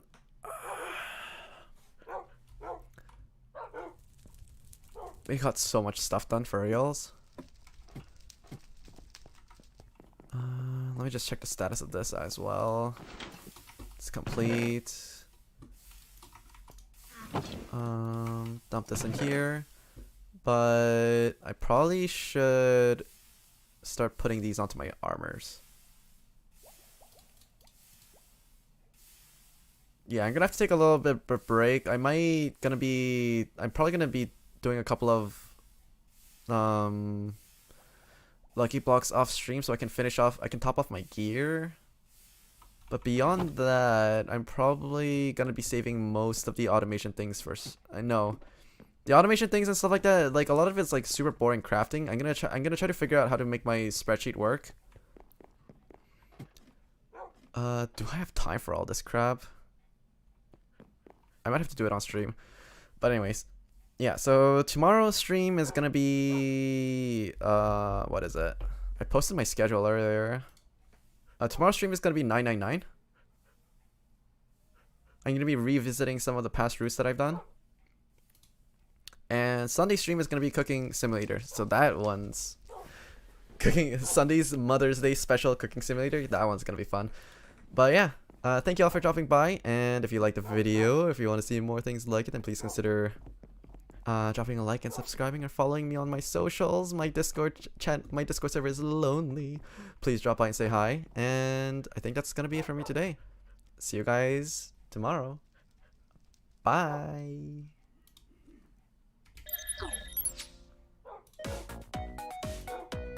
I was so deep in thought that I completely forgot to turn my BGM back on, but yeah. Never did I think that I would have to use my brain this much on a freaking Minecraft game, but it's fun in its own right. It's fun.